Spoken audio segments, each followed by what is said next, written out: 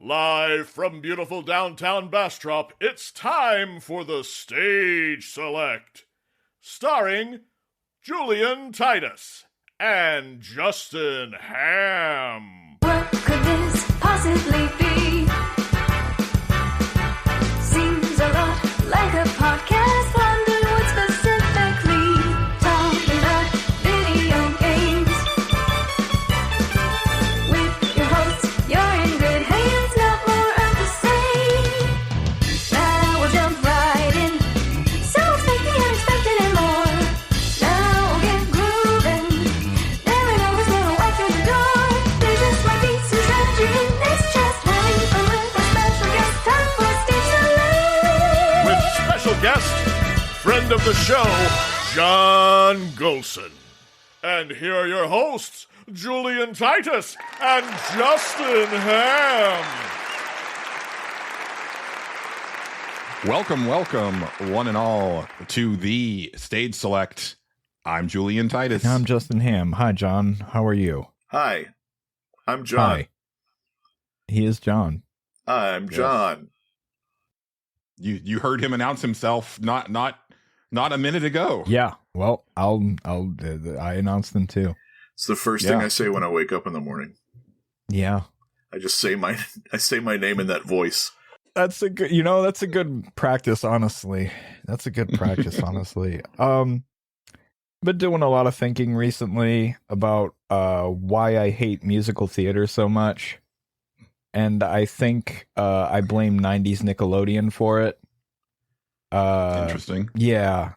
So I don't know if you two gentlemen remember this, but I watched a lot of Nickelodeon growing up.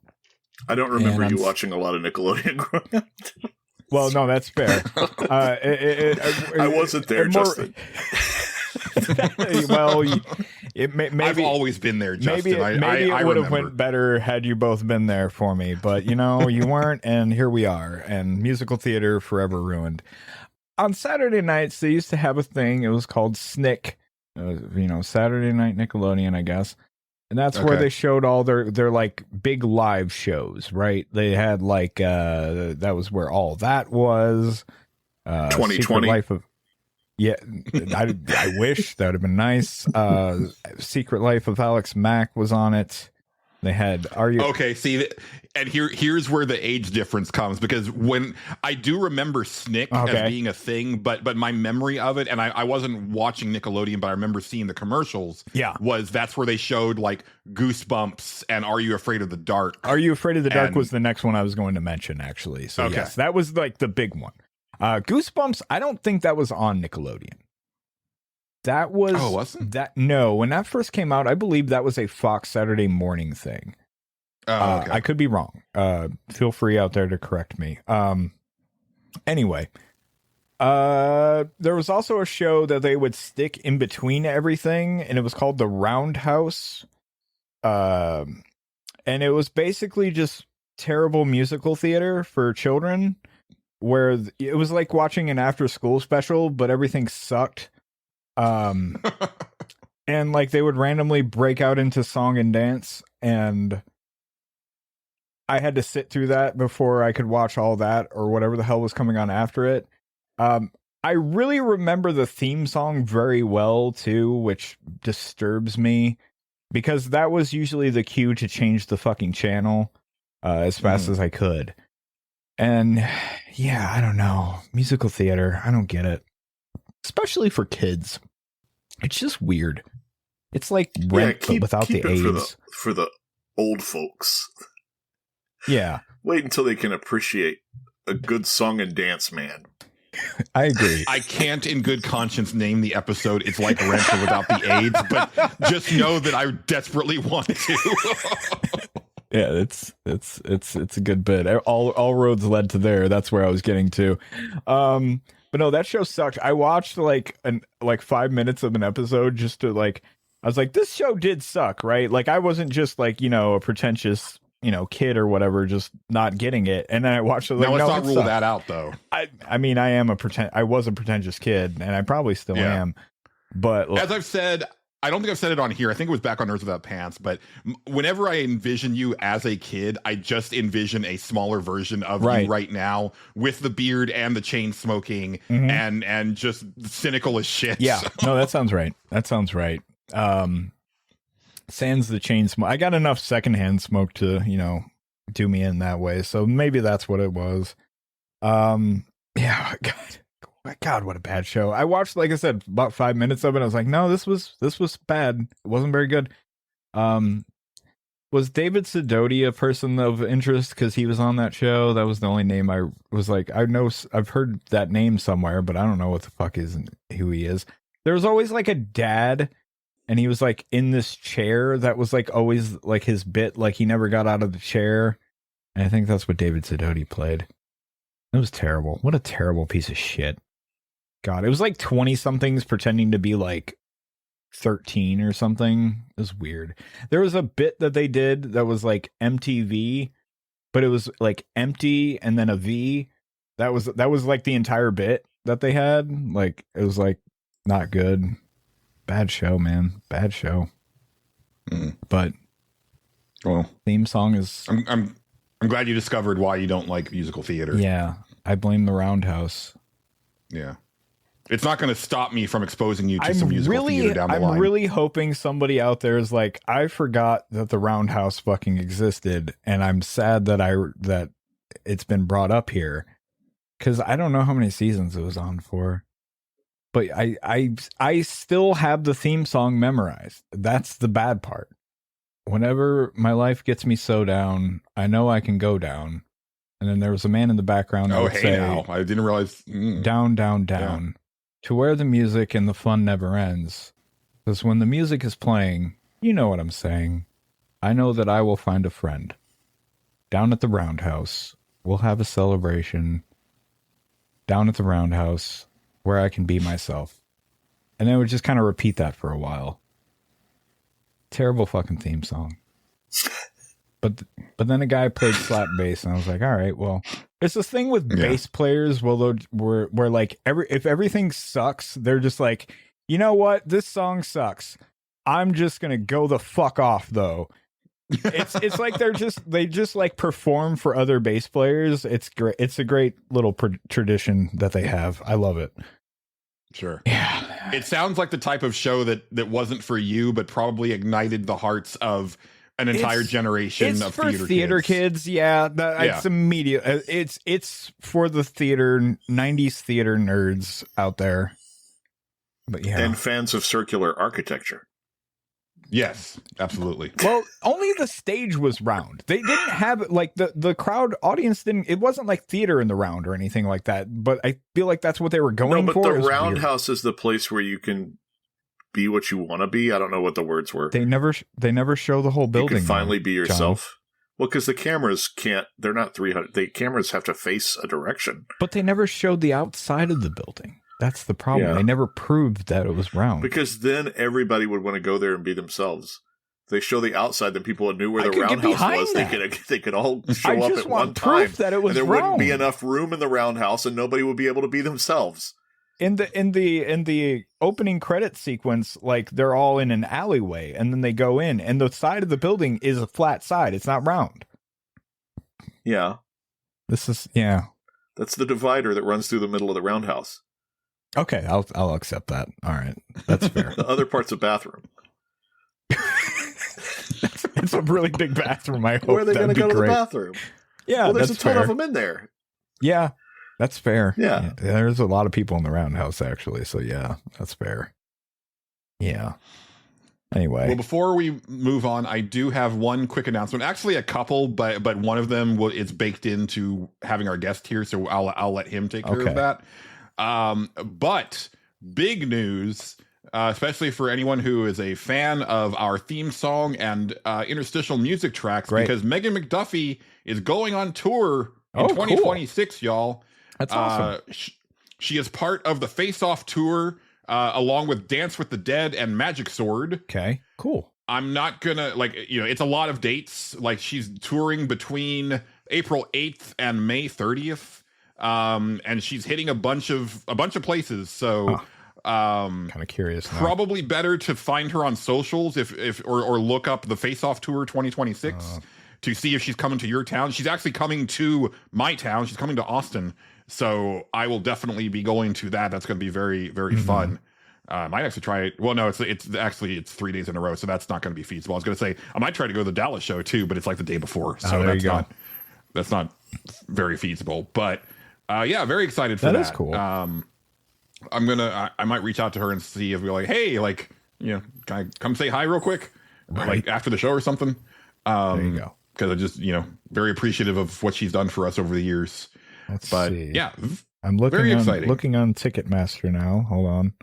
I don't want you to send. She's not coming to Ohio. I did look at that for nobody ever comes. There's 3 major cities here. Nobody comes here. I don't blame them, honestly. Yeah. I don't blame them. Chicago's the closest to me. That's too far. Yeah. I almost had to go to Chicago to make a major financial transaction. I'm super glad I didn't have to do that. No offense to Chicago. I just don't want to go there. It's just far. It's just far. That's basically it. Yeah. John Gholson, it's been a minute since you've been on the show. This is a little weird because you and I have been hanging out more than we probably have ever hung out in our lifetime. But so it's like I know what you've been doing, but the listeners don't know what you've been doing. Yeah, it's crazy. I looked back and was looking at the movies that I saw this year, and it's hard to believe that like when we saw Black Bag, when we took on our first like double feature this year, that was in early March. Yeah, it's crazy that it like time really flew. Yeah. That's how time, man, just keeps marching. Yes, I have seen you a lot. We've been going to the movies. So I've seen more first run movies this year than I have in a really long time, which is nice. I like going to the movies, and I haven't gone to the movies with any kind of frequency. We've also kind of been eating good at the movies. Like there's been a lot of stuff there's been a lot of stuff that's been a little different, like a little bit outside the norms. There's been like a reason. I feel like there's been a reason to go to the movies almost every week this year, which is nice as a movie fan to be able to go, oh, there's something that looks interesting. Yeah, this has been the first year like since the pandemic that I've been like regularly going to the movies. And there's still stuff that I intended to see that I just didn't get around to. You never did make time for Predator, did you? No, and that was the one I was going to say is because I mainly wanted to go see that so that I could then come in to this podcast and talk about how they literally made a movie that seems like a pitch for a first party PlayStation prestige action adventure game, because that's what that movie looks like to me. It's like, oh, here's this Predator with like this really cool move set, but also he has this like snarky android on his back that can like provide color commentary and also like informational like awareness stuff like as he's doing his mission. Pretty much. It's like I could totally envision that game where it's like the camera zoomed way too close to his rear end and you can't see enough of the action, but this is how we do things now. And the graphics are really good, and the music is really good, and it's like a Game of the Year contender, and yeah. Anyway, big year for you. Like, I'm trying to remember the last time that you were on, what we were talking about. Like, stuff had not popped off yet. Like, that was kind of the thing, is that you've been kind of waiting for a couple big projects to kind of see the light of day, and now they have seen the light of day, and it's been very fun for me as your friend to see you getting the proper like accolades for that. And I've been like very proud to, like, whenever I see like people posting stuff about Man Finds Tape in particular, like just like, oh, that's my buddy. Yeah. It's been weird. It's been there's been some things that have been normal, and then there's been other things that have been a little bit like outside of the realm of my personal experiences. It's like I think the one that comes to mind right away that's probably the biggest like pinch me kind of moment is being in Fangoria magazine next month. Oh, like, wow. That's cool. The one that to me I'm just like, that's kind of mind blowing. Like I have a little feature interview in in Fangoria next month as an actor, which is like, it's nuts. I mean, people like the movie. Yeah. I sent Julian the screenshot because it's like, it's easy to, Julian's known me long enough too that it's like, let me like frame this. So like, he's about to be so overly humble right now, y'all. Watch. No, I'm really not. But I'm sitting in my cluttered living room eating homemade chicken wings, and I go to Apple, and we're the number 4 movie on the independent charts after it's like Begonia, Holdovers, and then it's Downton Abbey, and then it's Man Finds Tape. And it was sort of like just looking at it like we're not only the number 4 movie on the indie charts, but I'm also like the other 3 in front of us are all like major indies, like expensive indies. Like Downton Abbey is like a multi-million-dollar franchise. Yeah, So yeah, it's quote unquote indie in that it's not owned by a studio. Yeah, but it's not. I was indie gonna say my grandma like, watched Downton Abbey. Yeah, it's not indie like a bunch of people in Texas made a film with a few $1,000. Indie like Man Finds Tape is. Right. Yeah, it's been between that and F My Son. It's been pretty interesting. Oh, it's so cute. You can say it. Yeah. All right, F My Fabian.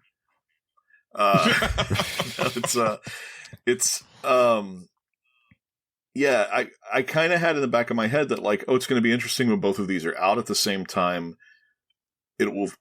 If things take, it will feel a little bit like a coming out sort of, and it has. And I don't think that I didn't anticipate, even though there was that like thought or dream or fantasy, I guess, daydream that it could happen that both of them would get some level of notoriety. It's actually played out that way. Like they're like both movies have sort of created their own reputations and have people actively going and seeing them. Like F My Son is still in theaters. They've announced dates all the way through the end of January. Nice. So that's only playing theaters and will probably only ever play movie theaters. I saw myself on 35 millimeter for the first time ever. Like that's crazy because they struck Prince. So like I saw myself not from a hard drive, but from actual like film, like film stock because of that movie. It's been crazy. Yeah. I don't know what else to say. I'm still, to some degree, it's like there's It just came out a week ago. It's still playing. It got held over for a second week here in Austin. It's doing really well on the rental and sales charts digitally. And people like it, which is good. People find it creepy. Yeah. And they also they like the fact that it has pieces to a mystery that allows people to theorize and try to put together what they think is going on and assemble those pieces of the puzzle themselves. And audiences seem to like that a lot too. Yeah, I don't know. Yeah.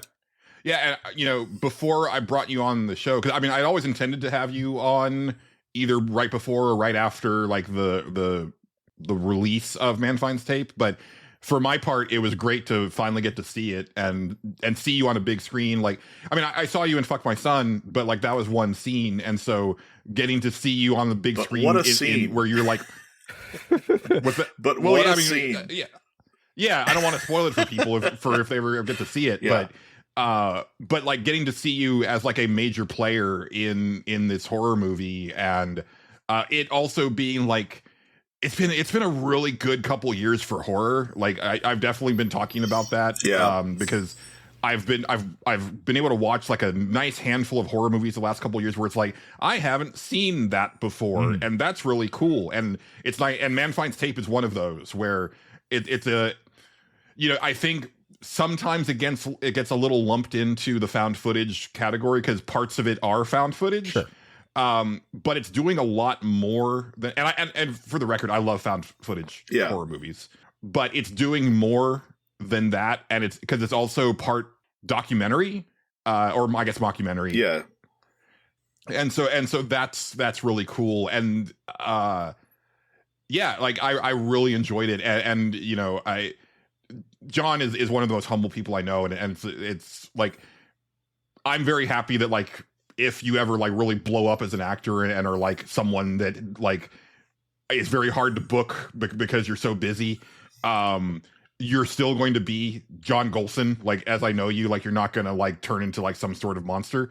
But I do want to say, like, I mean, I kind of told you this in person, but like, I want to say it like for the record and for the audience, like, really impressed with like your performance of Reverend Endicott Carr in this movie. And there's this one part where you say a line that's like just a very matter of fact thing, but you say it with such like dripping malevolence that it just like it might give me chills in the theater.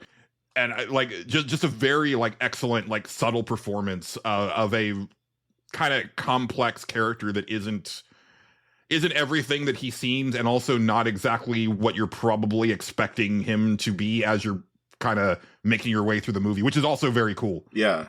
Is it the line where I'm on the Salvation Hour set, or is it the line where I Yes. come over to the apartment? It's in the set. That was a last minute change. I had to go back and look at the script because I couldn't remember what the original line was. And the original line was, this basically, Endicott Carr is a small town preacher and he has like a cable access show. And he doesn't know how to run some of the stuff on the cable access show. And there's a family that's helping him like set up how to do the tech stuff on the cable access show. And they're kind of like talking to him about like how they're going to do things, the technical side of things. And they're trying to be jokey with him, while they're doing it. But he has concerns about the technical stuff because he doesn't know anything about it. And the original line had Endicott laughing. And because she says something about like, if people stay awake, like if we can keep people to stay awake while they watch it or something like that. And his response back was a laugh. And he says, "I'm not boring, am I?" was the original line. And it wasn't, it wasn't playing in the room. Like it was one of those things where it was like, we were doing it and they were like, let's try something else there. And it was one of those moments that they allowed me to improvise. There was a lot of improvisation in the film. Nice. And that was one of those moments where they were like, well, what would you say? Or what might you say here? And then came up with that line. And yeah, it was interesting. Yeah. I don't know if I told you this, but it was interesting because so nobody knew who I was. Everybody else had worked together. So there was like a web of like, oh, Brian had worked with this person who'd worked with this person, and Kelsey had worked with William before, but I was the outlier where nobody knew who I was. So other than directors, I hadn't worked with any of the actors before. Mm-hmm. And Akasha Villalobos, who plays the stranger, it's his wife in that role. And she turned around and looked at me and looked me in the eyes, and she got a little startled because I was just like, in character, just like staring back at her. And it was a nice compliment to hear secondhand from her that she went home and told Brian, oh, the guy they have playing Endicott, he's like legit. And then it came back nice. Around to me that I heard it and I was like, oh, that's really nice. But it was that moment that, that helped sell me as a professional who belonged there. So it was, it's nice to hear. Yeah. That is good. It's funny because, when we went to the movies, like there was a lot of like, because there weren't a lot of showings, right? So this particular one that I was at, there's a lot of people that are friends of John's or close to John that were in the audience. I was actually sitting next to one of them, and then as she and I were like walking down the steps, John's girlfriend also came up and was like, "Well, what did you guys think?" And I was like, "Oh, it was great." And then I was kind of like, it's kind of amazing that John's so good at playing such a piece of shit in acting, because he's like the nicest, most genuine person that I know. Yeah, I don't know. I think that's been the most fun for me in all of this release stuff has been, it's one thing for like people who don't know me to just take me at face value as like, oh, that's just who he is. It's been more fun for me to discover people who know me and see me in this and go, oh, he's so different than how he is normally. Like he's so different than how he is in real life. That's been the biggest compliments by far to me have been people that I've known 20, 25 years coming back and going like, oh, wow, I can't believe that was you, or that you had that in you, or whatever. That's been the stuff that has really fed me, fed my fed my soul. So, I mean, I told you this back in the day, because like I have a distinct memory of sitting on the couch in my first apartment around 2006 and watching, like, you were showing me and some of your friends like Live Zombies, this little short that you did at SCAD, and I remember I was sitting next to you, and in my head I was like, man, I kind of don't want to be sitting next to this guy right now, because I didn't realize that he could like do this, because you were just like such a despicable person in that short. Right. And so, yeah, like I've always been really impressed with your ability to like really transform in a role. And it's, I've seen you in some other things here and there, because, you had gotten this and that over the years. Like we actually were both we were extras in a little indie movie. You can together. see us both in a movie called Slash that's about a kid who is like kind of coming of age thing about a kid writing slash fiction that's out there. I think it's on Amazon Prime, but yeah, we both show up for a little couple second cameo in Slash together. Yeah. But it's been great to see you like really like go full steam ahead with the acting, because like I've just always been very impressed with what you do, and I'm looking forward to seeing more. I'm looking forward to seeing more as well.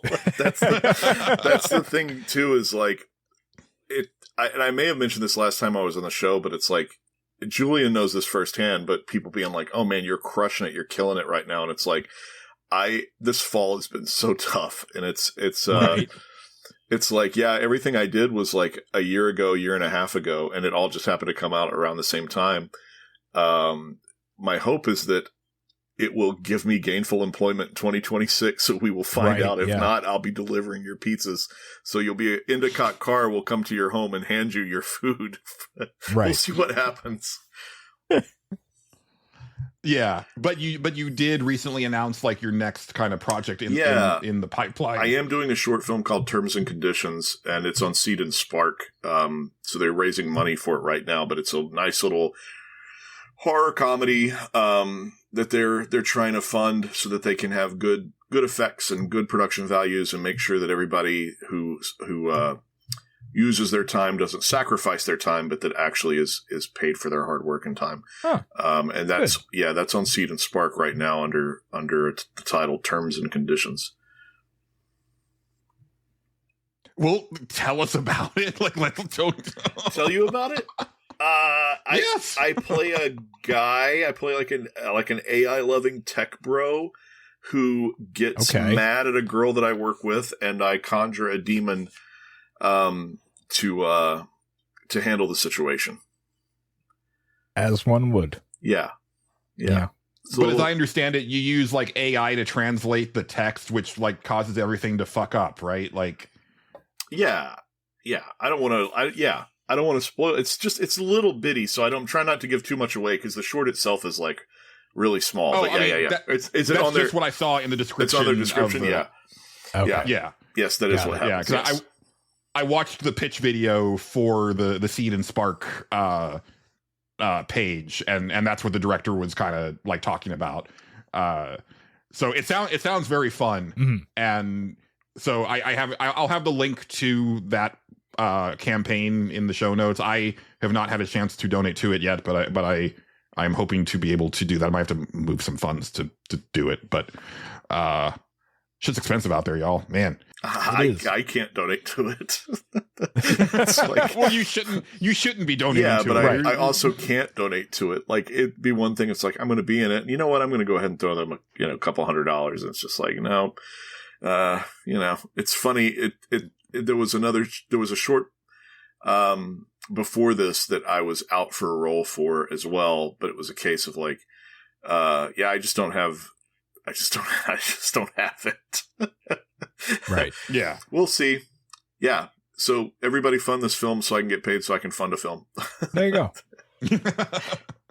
Yeah. I mean, I think that is like, it's been interesting watching you do the full-time acting thing and kind of getting like a behind the scenes thing, because, like when the most recent, the SAG strike happened, like last year or something like that. Right. Like, you know, there was like, because you would have like big name actors like on the picket line and stuff like that. And one of the things that they would say is that like, this isn't about us. It's about the actors that aren't us who, you know, are barely struggling to make ends meet, because it's not, everybody isn't just at this tier. Right. And it's like, I would hear that, it's like, yeah, whatever. But it's like, oh no, like now that I see, it's like, yeah, that's a thing. It's like the, you know, you can be getting roles and you can have these gigs and stuff like that. But as we've seen, even especially with like the Netflixification of like film production, right? That like you can be in something that is very successful, but not actually be getting much of a payday from it, just because of how things work out. And not everybody's making, you know, millions of dollars or even hundreds of thousands of dollars off of a project, right? Like, it just like most things in our economy, it's like the tippy top, and then everybody else is way down here. Yeah, right? well, there's two things. One, commercials don't pay what they used to. There's a woman in my acting class who did a Manwich commercial 20 years ago. She doesn't have a speaking line. She's a mom in the commercial, eats the Manwich, paid $80,000 20 years ago. And Wow. I haven't seen a commercial come close to that. You know, if I'm getting an audition for something, I think the most I've seen for something was like, well, actually the most I've seen for something was the new Voice of Dominoes, but that would have been like a 10-year campaign, something like that. Like it would have lasted a while. I say 10 years. I don't know how long it was, but, for just like the equivalent of eating a Manwich in a Manwich commercial today would bring in about $2,000. So down from $80,000 20 years ago to about $2,000 today is how much that would pay an actor. Yeah. So there's like a great big difference. And the thing is, like, that $2,000 is great if you're getting a couple of those a month, every single month. But the reality is you'll get one, wait 3 or 4 months. So now you've made $2,000 that has to last you 3-4 months. Right. Before you get something else, if you get something else. So that's been kind of my reality. And then the other thing is, like, I was listening to Jim Gaffigan, the comedian Jim Gaffigan, and he was talking about how it used to be that if you were a starting off actor, you might get some traction in commercials and show up in commercials to be able to make a living doing commercials. Then you might get a small role on TV, like a walk-on part or like a regular part that you show up 3-4 episodes. And then he was like, basically saying, if you look at the landscape of TV right now, he was like, the people that are filling out those smaller roles on these shows are like Uma Thurman and like Julia Roberts and stuff like that. And it's just like, he's like, there's no space for the up and comers. Even the television industry is all broken. And it's like all of the people who used to headline movies that aren't necessarily headlining movies are all now taking the TV work that used to go to up and comers. It's funky. You know, it certainly makes me really grateful that at the very least, not to tie it back to Man Finds Tape, but at the very least, like, I'm playing an interesting role in a thing that people are responding to. And again, not a, there aren't like 100,000 me's out there.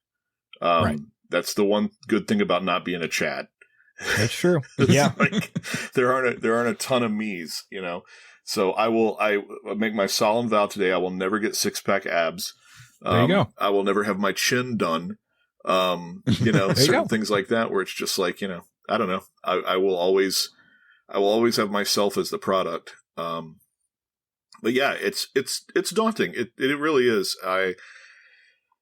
I know that something's going to have to change for me after the first of the year. I don't know what that change looks like right now. But there was kind of a part of me going, all right, let me get these 2 films out the door and see if that doesn't come with some kind of lifeline or life preserver into 2026. And it hasn't. And so I gotta swim to land. So I gotta figure out how to swim to land. I think that'll be my focus here real soon. So, yeah, I think I don't know how this whole world works, but like, you know, you know people, right? Like capital P people. And you also know people who know people. Yeah. And I don't know if it's a part where it's like, now you need to start like really leveraging those relationships. Like, hey, like I want to work for you, or let me know if you've heard about anything that you think is going to fit for me. Well, I mean, that type of thing. I think to some degree, everybody is in it together. Like, I don't think it's a me thing. I think it's an everybody thing. I think everybody is kind of like not sure where their next whatever is coming from, even if they're on a greater, even if they are working in a different level than I am. I think there still is sort of that like longer gaps between projects where people, I get the sense that everybody is trying to stay above water. Veterans, creatives, people who have been successful. You have a few people who can kind of write their own checks, which are like the Taylor Sheridans of the world and things like that, who do like, Landman, and where it seems like every streaming series they have is successful. But short of them, I think everybody is just trying to stay above water. So my hope is just to continue to do good work and hope that it pays off in chaining jobs together. But right now, it's kind of like my chain is a little rusty, is a little broken, and it's like I gotta figure out something. Whatever metaphor you want to put in here. Yeah. Yeah. I mean, I do really feel that Man Finds Tape might end up being like when we're looking back like 5 years from now or something like that. Like, it's be like, man, that was really like a pivotal moment for you, because it has been doing really well, right? Yeah. And like, I think one of the big things for me was when you posted that it's got like the same, it was like as highly well regarded review wise as like the Blair Witch Project, right? Yeah, that's good. And I feel that it's going to be a horror movie that starts to, I mean, obviously it's doing well right now, but I think word of mouth is going to make it a bigger thing like over time than it even is now. And then there are going to be people who, see you and be like, okay, we want him as, I know you've told me like, you've been very happy that you haven't been like typecast yet or anything like that. But, being the movie villain, like, in multiple projects isn't the worst place to be, right? I think right now, you better believe I'm counting down. Like, I sound really bittersweet right now. It's the holidays. It's tough. It's a lean holiday. Like, there's a couple things this holiday that's like, it's the first holiday without my dad, since my dad had been back in my life for 20 years. It's my first holiday without my dad. It's the first holiday where like, I can't really give gifts to people. I don't have the means. And so there's a part of it that is really bracing and is bittersweet.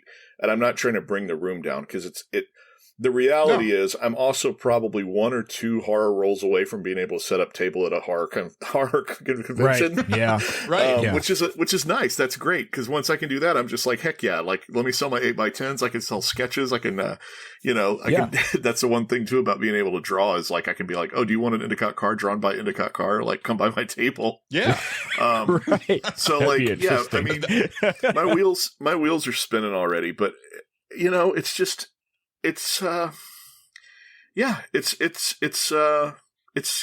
scary. I don't know. Am I bringing the room down? I'm not trying to bring the room down. Not at all. Yeah.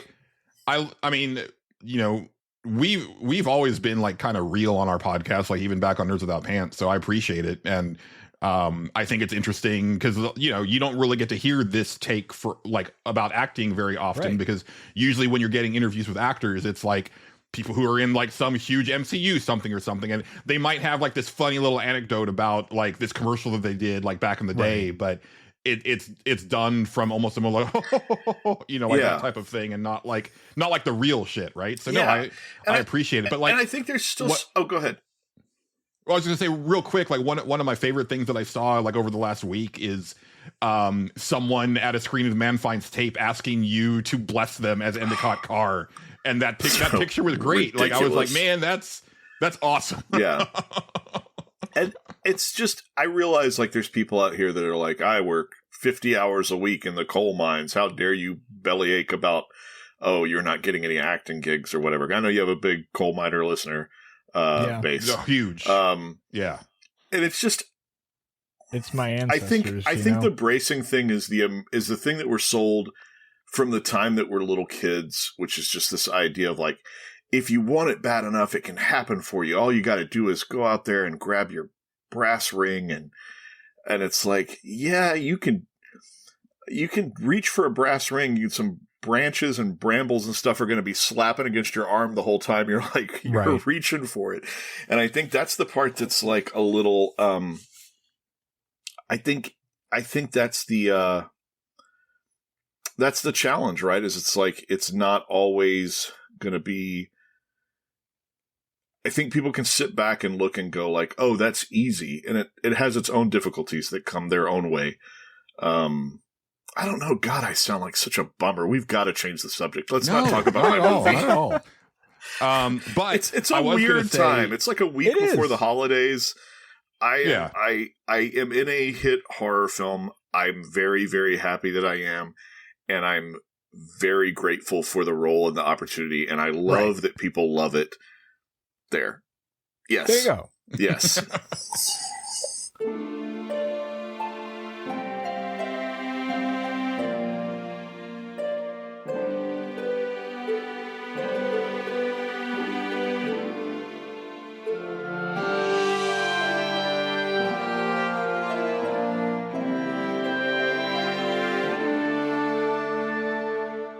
I normally would save this for later on in the podcast, but I think it fits better here. Okay. So I'll just jump in and say that one of the things that I did in the last week was I saw Kill Bill, The Whole Bloody Affair in the theater, which is the big supercut where it like takes both movies and puts them together. There's extra footage in there. And, you know, I've always been a big fan of Kill Bill. It's my favorite Tarantino movie. Sure. Like it's the only one of his movies that I've seen multiple times, right? Like all of the other Tarantino movies that I've watched them once and I've been like, that was good. And then I've never revisited, right? I guess the only Death Proof is the only other one. Interesting. Yeah. Because I saw Grindhouse at the Draft House at an all night like Grindhouse marathon where the actual Grindhouse movie was the final showing. Sure, so I mostly fell asleep during Death Proof because it was like 4 a.m. and it's like super Quentin Tarantino dialogue for the first half of that film. Sure is. So I was like, I need to watch that again. And so I bought the DVD when it came out. Right. But that's the only other one. And I've, always been a big fan of Kill Bill. And so I was very excited to get to see it in the theater again after all this time. And also the prospect of seeing like the full thing and with that tantalizing, like, oh, we also put stuff that you've never seen before into this movie. And I was like, oh, yes. And that is true. Okay. But it's still not quite what I was hoping for. And it also removes certain things that are some of my favorite parts of the original cut. Huh. So it's one of those weird things where it's like, you might, if you liked these films, you might want to have Kill Bill Volume 1 and 2 on your shelf, and then also the Whole Bloody Affair, depending on what flavor of the story you want. Right. Perfect example is the anime backstory for Oren in the first part of the movie is now twice as long, and it makes her even more badass than she was before, because I don't know if you remember, like, there's the really cool Yakuza guy with the long hair and the sword that kills her father, and he does that really cool spin kick on the cigar. Right. Like, you get to see her take care of him in this cut, where you don't see what happens to him in the original version, and that was all fucking rad as shit. Yeah.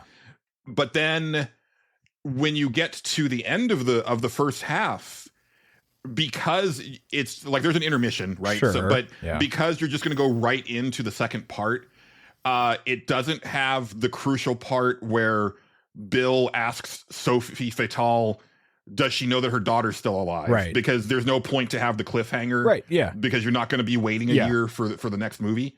But it also doesn't have like the kind of little snippets of what's going to come. Right. Because I love like the music playing in the background with Bud saying that that woman deserves her revenge and we deserve to die, right? Because then you get like the real version of it in Volume 2 where you get the next part of the line where he's like, but she deserves to die too, so like, and like, I don't know, I really liked that, and that's missing from the movie.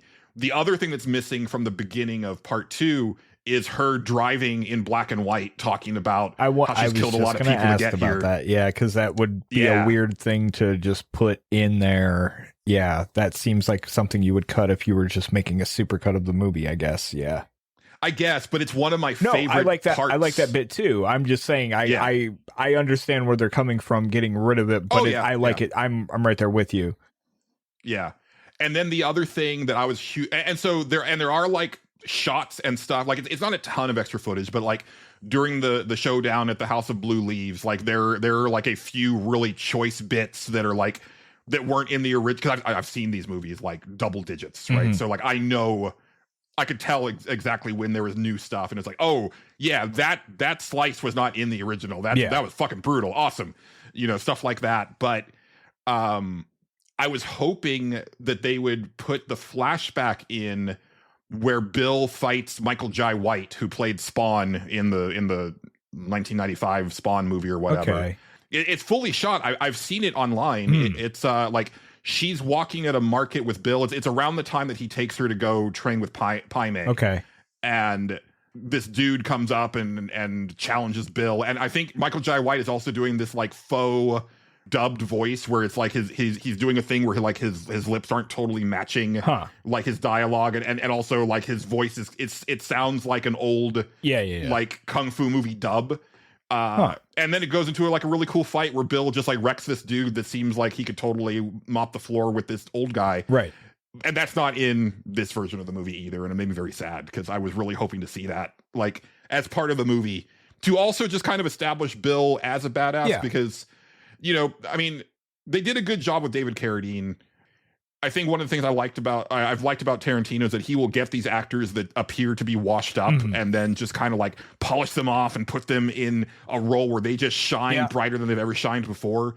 And that was very much David Carradine in Kill Bill, but he was also up there in years. So it's not like, because even when he was on Kung Fu, The Journey Continues, which I watched with my parents every week, they would do some very creative cut work around the stuntmen doing anytime that Kwai Chang Caine had to fight because Carradine couldn't do it anymore, right? So I understand that they couldn't shoot a lot of like full-on fight scenes with David Carradine in Kill Bill, but you do kind of want to see a little bit more of like this legendary badass that you keep hearing about how infamous he is over with all of these like former masters and stuff like that. And I thought that scene is a very good job of that, and the fact that they didn't put it in this kind of ultimate cut like made me a little sad, but still excellent movie. I will say that like I understand Tarantino's been talking some wild shit lately. Yeah, he has. And he's kind of turning into like an old man complaining about stuff because he's an old man now type of shit. Yeah. I understand that, but like, I've been watching this movie regularly since 2004 and it's still one of my, like when I walked out of that theater, I was like, man, this might be one of my all-time favorite movies. And I hadn't really thought that before, but yeah, it really is. And I really love the performances. I will say that I don't think that like now that it's because I've watched a lot of really excellent action movies that have come out since Kill Bill, and he's not the best director for full on like awesome like kung fu action sequences. Like I think they're fine, but like I've seen a lot of movies that have come out since then that are, I think are way better at framing that type of action, but it's still, I still think it's great. So that was my experience with Kill Bill, the whole bloody affair. It's funny. He predicted his own decline because he basically said his whole retirement thing, right, was like, oh, I hate when directors get old and out of touch. Like they should just stop at some point. And so he predicted his own, like, his own Here we are. decline in regards to like, oh, he's sharing all these garbage hot takes that are just, that nobody agrees with at all. And when you look at his films of the century that he did, because he released like a list of the top films of the century, it was very much like, oh, this is a guy that doesn't make time for indie movies. There's two things that I thought it revealed. I was like, Tarantino makes no time for indie movies at all. Like everything on his list were like big tentpole blockbuster type stuff. Sure. And which is ironic. Yeah. And then the other thing was that it was like, oh, he also doesn't like, I think that if he thinks he's superior to something, it doesn't appear on the list as well. Like if he thinks he's like better than a certain director, then then that director's material doesn't appear. It's funny to think Kill Bill almost starred Warren Beatty instead of Carradine. It was Warren Beatty was his first choice as Bill, and Beatty was I think even attached to it for a while before stuff just didn't happen or stalled out or whatever. And Carradine, you end up in a place where it's like you don't really have to show him like being a badass and fighting and stuff because you're familiar with his name. It's almost like a brand name. I mean, short of like Chuck Norris or somebody like that, you go like, oh, he's like David Carradine. And Warren Beatty doesn't bring that. And it's like, what would that film have looked like with Warren Beatty as Bill? It's like a completely different situation. Yeah. Because even just like the line delivery that Carradine does, like every time that he opens his mouth in those movies, it's just so like he's one of the best like bad guys that I can think of in movies. Yeah. Just phenomenal movie. Really had a good time. And the other thing this applied to Man Finds Tape also that I wanted to say. Yes. Because I know that like a lot of our listeners, they're not big on seeing movies in the theater. Like either anymore or ever.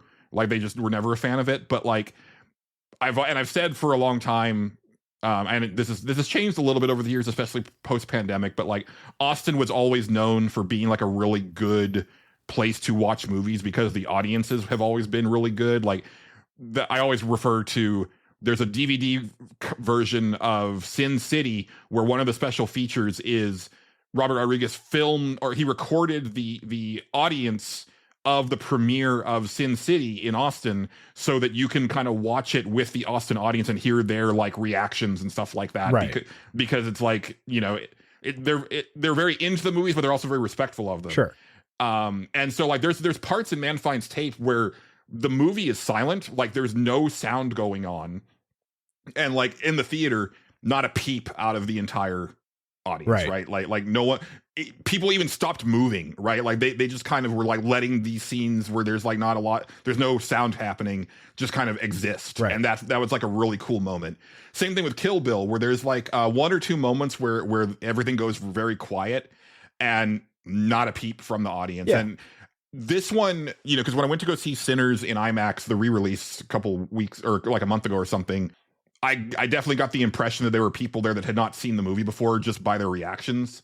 Here, I was like, oh no, everybody here knows these movies, and but at the same time, but they were very excited, like me, to get to see it in the theater again. So like they were actually paying attention to it, right? Like there weren't people on their phones, there weren't people like, you know, like they were just there to take in the movie, and that was very, very nice. Good. John, have you taken in some video games? I took in some video games. They were shivering outside. They kept meowing and pawing at the door. Yeah. Regular Humane Society for Video Games, John Gholson. I'll call you Dispatch, and I'll call you Marvel Cosmic Invasion, little one. And then they got a saucer of milk. And some video game award nominations. I don't know. It's what you give them. Most things just got nominated this year, so you know what are you gonna do? I play video games. Yes, I do. Yes. Yeah. In fact, absolutely. I'm here to announce that Man Finds Tape will be coming to the Atari Jaguar in 1997. Okay. No, we did get a cassette tape. We got a cassette. They released the soundtrack on cassette, which is weird to me, but yeah, you can buy the. But kids are oddly into cassettes. I don't know what it is with that. I don't get the cassette thing. I mean, God bless you. You want this physical thing, but like the sound quality is so bad. Yeah, like, no, that's all it has to do is play one time, and it's degraded to hell. That's the thing. It's so bad. It's like the nostalgia for like the '90s thing. I don't know if it feels like a Gen Z thing. They were just like, oh yeah, that's what they played in that. Like kind of like how. Like, I guess millennials got into, like, vinyl for a little bit. I mean, they still are. Vinyl, I like the vinyl, and I get the vinyl, because there's, like, okay, right. There's the warmth of the sound, the quote-unquote richness of the sound. Like, yeah, there is something different, but you're talking about, like, freaking wobbly-ass magnetic tape on spools that's just like, what? I know. Yeah, yes. I know. I'm right there with you. It's weird. Yeah. Yeah. Anyway, so buy it today.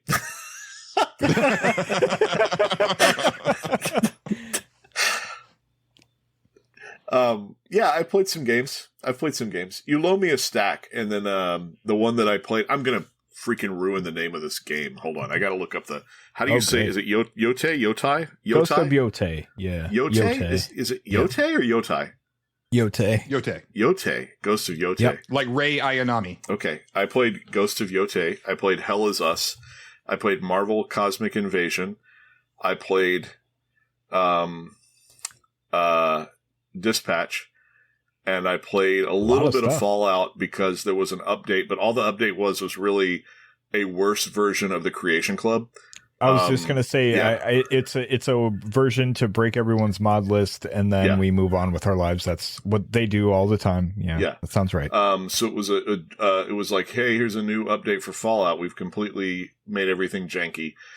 This time though, I did play through a little bit of Fallout. There is there's a woman in my acting class who I knew had worked on these games for Bethesda back in the day, and it was funny to like come across her in the game and be like, "Oh, that's Brenda." Like, it's the Justin, you'll know this, the radio DJ who is all wimpy, and the two Russian brothers that run the Dugout Bar are like, "Hey, we've hired this guy to basically like bully the DJ, and we want you to be like a ringer in this fight so that the DJ will grow a pair, so that we don't have to listen to his trembling voice on the radio. We can get a better." Yes, I remember that now. Yeah. And the girl working at the bar ends up falling, like, if you do the storyline the right way, the girl at the bar like falls in love with him and all that kind of stuff. And it was the girl that works at the bar, at the Dugout Bar, is in my acting class. That's kind of fun. Yeah. It was fun. So I'm playing a big old stack. I ended up, I think, was kind of like playing Vampire Bloodlines 2 as well, but that got majorly paused because I really liked Ghost a lot. And I own Vampire and I don't own Ghost. Julian just loaned it to me, so like I got sucked into Ghost pretty good in a way that Tsushima did not. Interesting. Same did here. Not pull me in. Right there with you. Oh, really? Yeah, I did not like Ghost of Tsushima very much. I finished it, but I remember I got to about the third act of that game. I was like, this should have been over. This is going on way too long. And it was very samey to me. Like everything you did in it just was like, okay, I'm going to do this again. Where I didn't feel that way with Yotei. And I was really surprised. I expected to go into Ghost of Yotei and be like, yeah, okay, let's see how long it is before everything feels the same and I completely fall off. And I just didn't get there. Like, it was nice, actually. Yeah, I think I'm finally at a point where I have everything. And I got the pistol, and I don't think you get another thing after the pistol. No, and it's you're pretty much every there, few hours you get a new weapon to master, so that by the time that you have all of them, you're sort of like moving through all these weapon sets and moves and things that you have. I found the pistol really fun to just like Indiana Jones my way out of certain situations every now and then. I'm just going to shoot this big guy. Just screw him. I don't want to do this. Yeah. Yeah, that's the one I've been playing the most. I'll do Dispatch. I'm on like chapter, I think when I fire up Dispatch next time, I'm on chapter 5. I might have completed 5. I don't remember.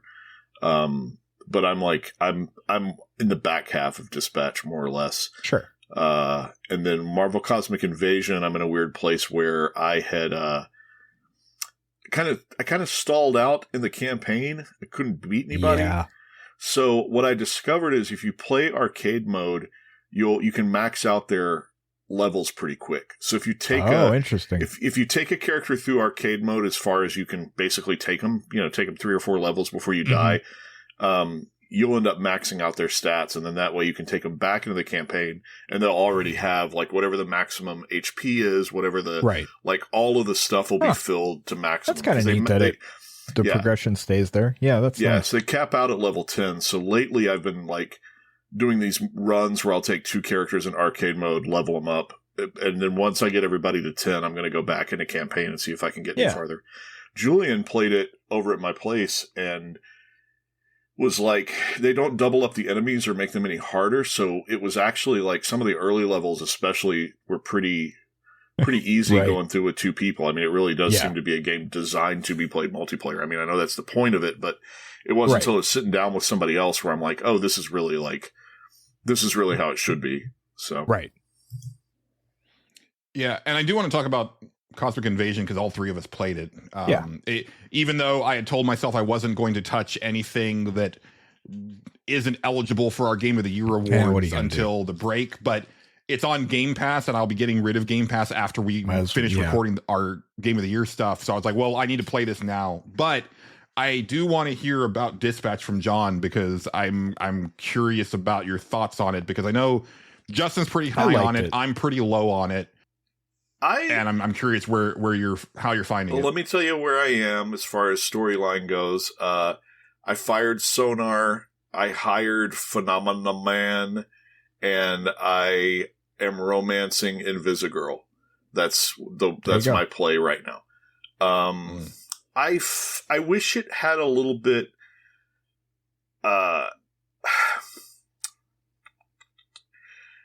It's like, I like the writing.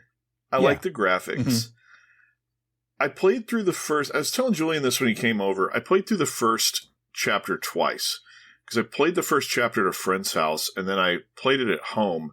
Right. And the thing that I found shocking when I played it the first chapter a second time was that it almost didn't matter what choice I made. The characters just sort of said the dialogue, and then it went on with the story regardless. Yeah. So, like, a good example is, like, at the very beginning, one of the choices you have is you're holding that guy in the chair over your balcony, right? And you're like, you can choose to let him go, or you can choose to pull him back in, because he's like, oh, if I'll pull you in if you tell me where the base is. And he tells you where the base is, and then you have the choice to do it.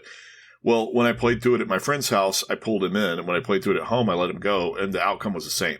Like, he just... Like, if you let him go, he falls onto a mattress on the ground and then cusses you out, and then the story continues from there. So I was like, there was a little bit of this thing of, like, I was a little bit, like, how much of this is illusion of choice versus actual choice? I think it boils down to, like, you know, when you get those, like, there's only two options here. I think those are, like, the ones that matter. That's always what it felt like every time, was like, and dialogue. Hey, the rest of the dialogue doesn't.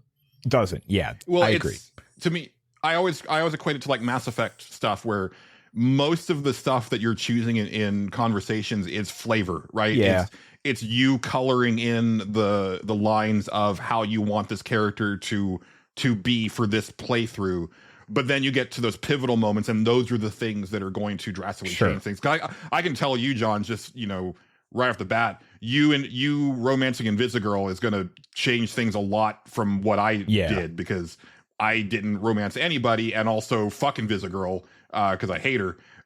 So, like, that drastically changed, like, you know, my conclusion to that game. Justin's apoplectic right now, but it's true. I hated her. No, I know. I really like that character.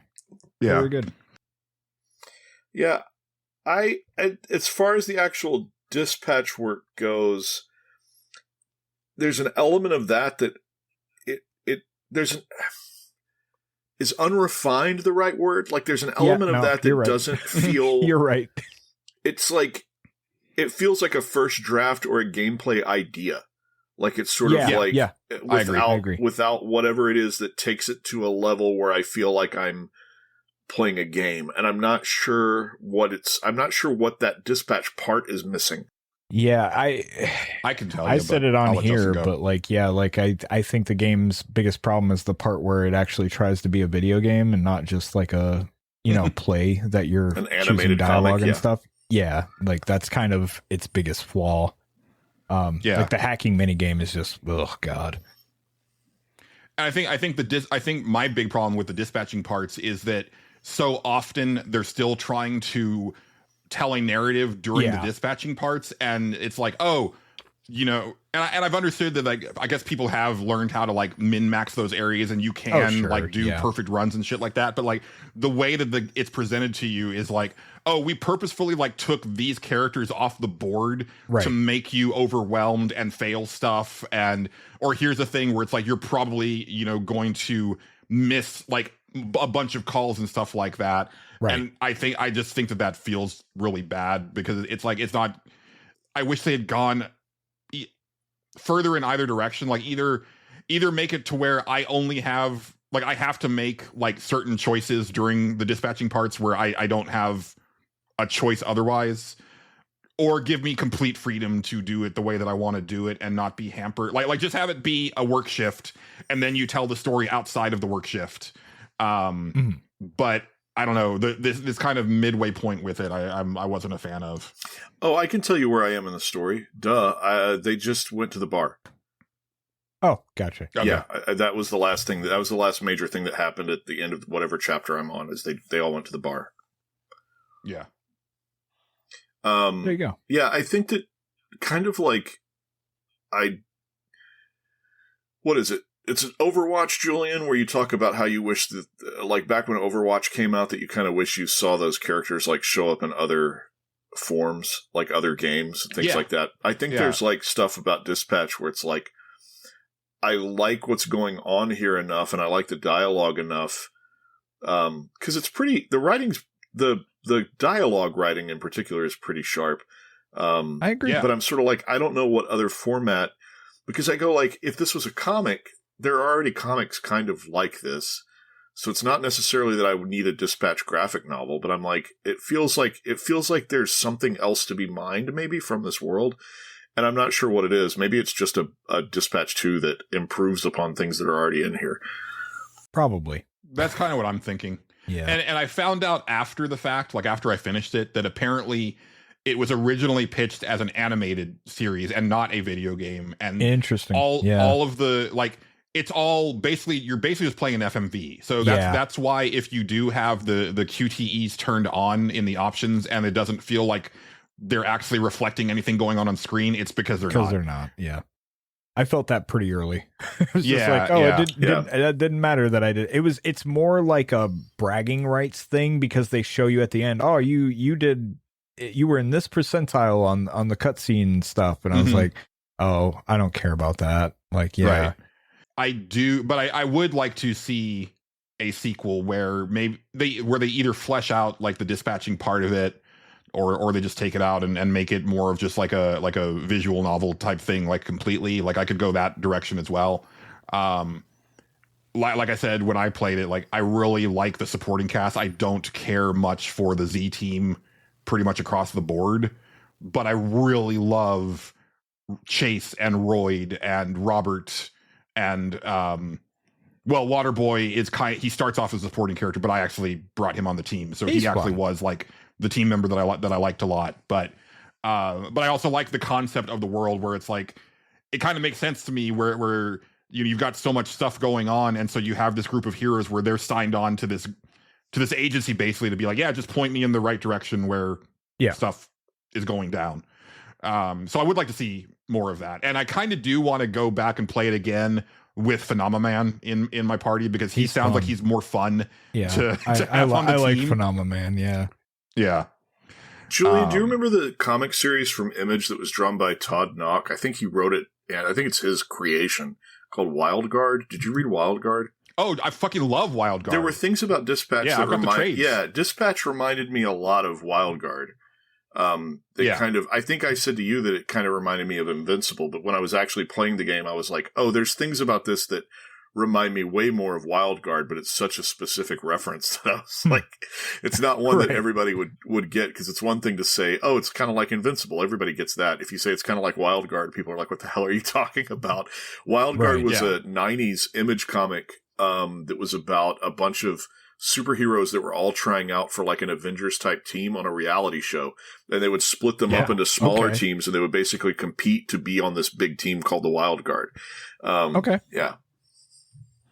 like Invincible, like some very fun, like creative takes on well-worn superhero tropes because like he made like a shit ton of characters for this comic series because he needed them, right? Like you have to whittle it down to like ultimately the main team, but like there was like a lot of like also rans that are like, oh, that's actually a pretty neat like character, even though they were only here for like 3 pages or something like that before they got eliminated. Sure. And also, he's one of my favorite artists. He drew most of Young Justice, which is one of my favorite DC books from the 90s. Yeah, Marvel Cosmic Invasion. We haven't really talked about it, or we haven't talked about it yet on the show because we didn't record last week. All three of us played it. Oh yeah, I did play that. I forgot that we didn't record last week, and that was the only thing that I played video game was, right? Yeah. Yeah. It's fine. It's fine. That's my take on it. As I was playing it, I think I've come to the conclusion, and I say that I'm done, but I'll always try a new one because, you know, I'm me. But especially because the next one I'm really excited about is a new Golden Axe. So that's a thing. That's like one of my favorite series. But I think I'm kind of done with beat 'em ups as a genre because nobody wants to actually evolve the beat 'em up. They only want to recapture the magic of 90s beat 'em ups. And I got tired of 90s beat 'em ups in the 90s. Like I remember very distinctly, like by the time like Final Fight 3 came around, I was like, I'm so tired of these. And then thankfully, like fighting games became the new thing. Yeah. And I got really into that because I was so exhausted with everything being a beat 'em up, and just it was like it's all the same. It's a different licensed character, or it's a different world or whatever, but they all are exactly the same. And other than like a few like bells and whistles with Invasion, and the fact that I keep seeing people comparing it to the X-Men arcade game. It's like, no, they are 100% trying to turn Marvel versus Capcom into a beat 'em up. Like the animations, like the move set for certain characters is ripped 100% from Marvel versus Capcom. Yeah. But other than that, it just doesn't. It's not moving the needle for me. It is a bog standard beat 'em up. I played a few levels of it, and got kind of like, okay, yeah, this is a competent one of these, and then I put it down and never really touched it again. And that's what I do with most beat 'em ups. That's like I enjoyed that genre if, like, you know, I had a friend over and we were both high as fuck and you just wanted to hit buttons and, you know, go through a video game, and then you'd get to the end and be like, all right, what's next on the MAME emulator list? And you would just go down the thing. That was way back in the day. But that was my fun with the beat 'em up genre. And then, yeah, like, I don't know. The older I got, the more I'm just like, I'll try one and I'll basically do exactly what I did with this game. Play a few levels, go, yeah, this is okay, but I'm bored. I'm ready to move on, and that's kind of what I do. But it's fine for what it is, you know. I don't have any major complaints. It's one of those. It's a beat 'em up. That's kind of it. Yeah. I mean, they have flying. I found that kind of a little off-putting sometimes because I fuck it up a lot. I don't know why, but I do. Well, it's because like any other beat 'em up, you're moving like into the background and foreground, but then when you're flying, like you feel that like you shouldn't be, you know what I mean? Like, yeah, it's kind of weird. It feels weird, like trying to line up shots with like enemies in the foreground and background. It's a neat idea, and like, you know, they put a lot of flying enemies in it, and I guess it makes it less annoying. But like, also you can make a team that doesn't have anybody that can fly, and then you have to deal with that, and so you gotta. I guess the idea is to balance it out. But I don't know. It's okay. Yeah. The answer is She-Hulk. Just always have She-Hulk. She-Hulk is like real good. Yeah. Yeah, she's my favorite. Yeah, she was quite good. Just snatch him out of the air and then, basically like, toss him around. Yeah, that was pretty fun. I have to agree with that. But I like it. Well, good. Excellent. I'm glad. Yeah. I like it too. I'm just the genre I think is more what I'm kind of railing against. I'm not saying it's a bad game. It's, like I said, it's perfectly competent. That's my saying for this year in video games. Yeah, that's a competent video game. Like that's, oh man, yeah, that's pretty much it. But it's good. It's good for what it is. Yeah, absolutely. I really love the sprite work and the animation. I think it's good. Top notch. I agree. As a big fan of the cosmic part of the Marvel universe, I've got issues with some of the roster choices, and I understand why they're there, but like even in the comics, I've always hated it when like Spider-Man goes to space or Wolverine goes to space. Right. But I think mainly for this one in particular, it's like y'all made a fucking cosmic Marvel game and you don't have Adam Warlock or Drax the Destroyer or any of the Fantastic Four, and that is weird. Right. But it definitely seems, and so this is the same studio that made that Ninja Turtles Shredder's Revenge game, and they added a shit ton of characters to that over time. So they very well could do that here too. Yeah. If you look at the character select screen, there's plenty of spaces there like that are open for more characters. Oh yeah. So I it is a game where I will probably end up going back and like grabbing some of those DLC packs depending on who they add, but it also kind of depends on who they add. Yeah. I am happy that Silver Surfer's in there at least, because I feel that like he could have been easily overlooked, and that would have been weird. ridiculous for a cosmic game. That'd have been odd. Yeah. Anybody that you felt was missing, John? I mean, you're a much bigger comic guy than I am. Am I? Am I? Yes. Am I? No, I don't know, because I haven't gotten into anything that's like, I haven't been able to clear. Well, when you came over, I was able to beat Venom. So now I guess Null is the next guy. It's the worst level I've played so far. Yeah. And so I don't know, like other than Asgard, like it hasn't gotten too cosmic yet. I think it's weird that Thor's not in it. Just from a Captain America, Iron Man standpoint, I'm a little surprised that Thor's not in it. As far as cosmic characters go, I mean, Adam Warlock. I mean, even from, just the MCU connection, they have Rocket, but I'm surprised that like Gamora's not in it with like a sword, that sort of thing. Like, right. Yeah. I don't know. It's fun. I want to play it. I liked playing it 2-player, but I had an audition that night, so Julian and I had to like stop what we were doing because we had to help me record. But I wanted to keep going. Like I wanted to see if I could get to the end, like a 2-player run of it. So someday. And I think that like I wish that the game had some surprises that weren't just like background Easter eggs. Like I wish that there were like something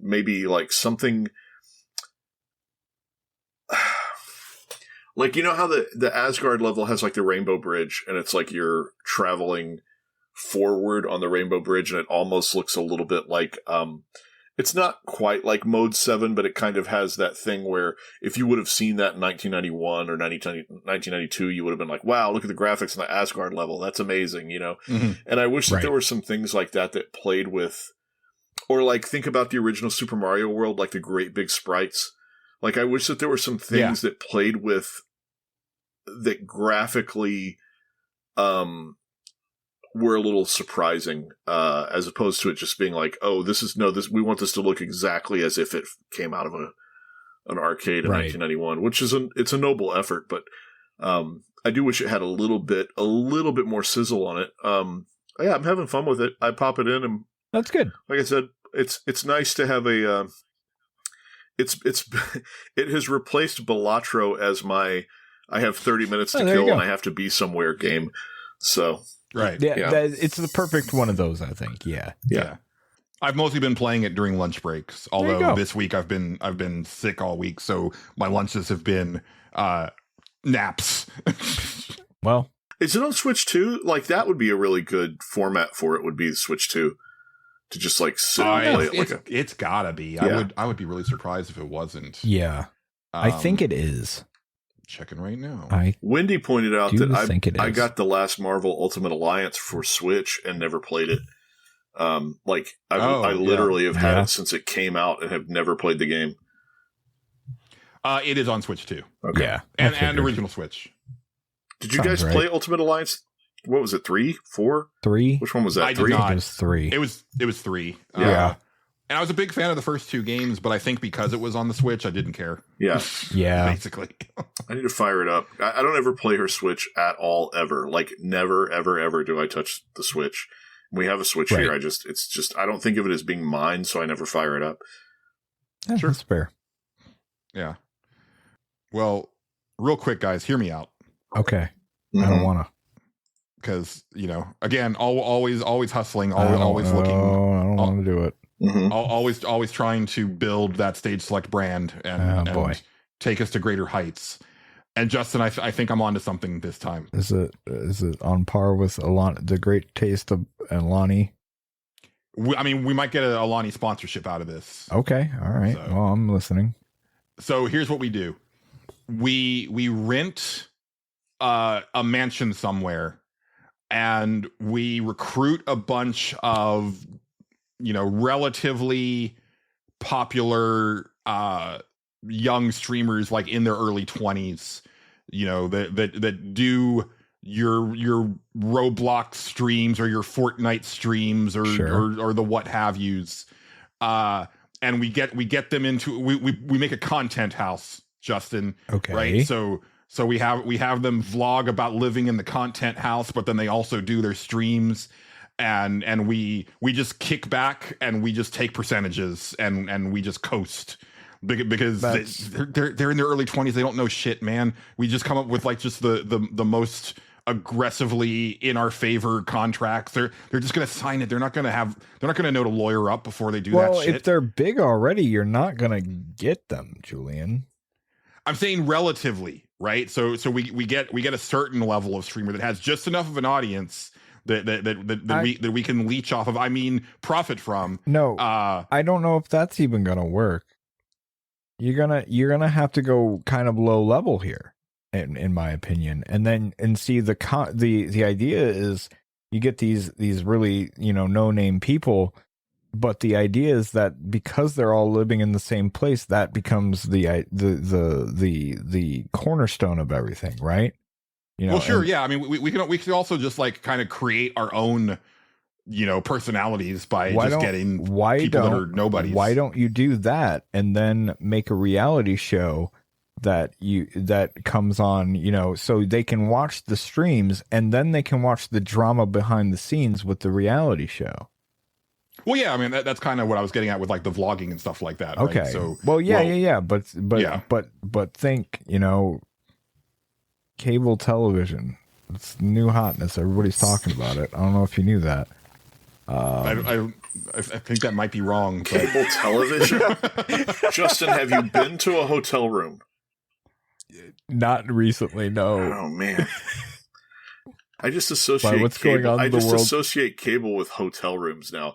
And all they do is they just, like, each channel just airs the same show nonstop. Like Comedy Central is just like Family Guy nonstop, and Food Network is just Diners, Drive-Ins, and Dives. It's like just one show, and you get to watch that one show for 72 hours straight. It's weird. It's so weird. My mom is the only person I know that has cable, and for right now, she's going to have to get used to not having that pretty soon here and embracing the streaming future that we all have. But that's her problem, not mine. But she has cable right now, and basically, it's that. There are channels that she gets that I'm like, who has ever heard of this channel ever? Like, and it's just like, we're gonna play the Reba McEntire sitcom for about 3 hours straight, and then we'll switch to like King of Queens for another 3 hours, and here's our own original one. It's a bunch of reruns too, but you don't know that, so just keep and she watches this all day. And then there's like a game show network, or it has like a game show block or something. I don't even know what's going on, but it's wild.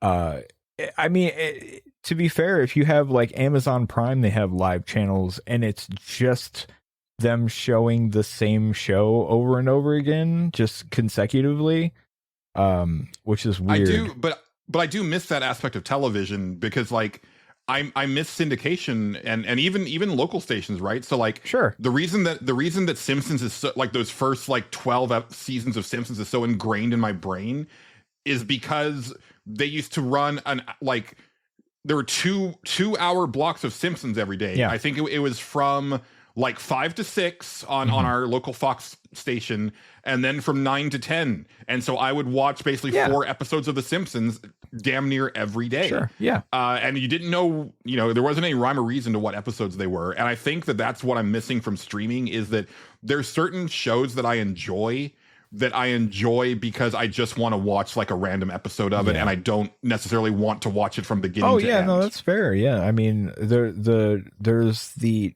Transformers live action channel on Amazon Prime. Just it doesn't show anything in sequential order or anything. It's just a bunch of, here's a random episode we pulled from this particular series, and it's just there. It's all over the place. It's kind of fascinating and cool in its own way. But then you have like the Law and Order one, which is just, here's nothing but Law and Order, and it just sounds like you're watching the same show for hours straight, which is, whatever.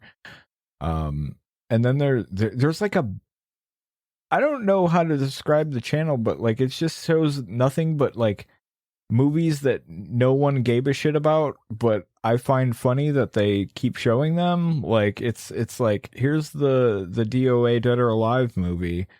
And then what was the other one? Oh, here's Avatar: The Last Airbender, the live action film. Dear. It's on the same channel. And I'm like, this can't be a coincidence that they have these movies on here. This is what they could afford.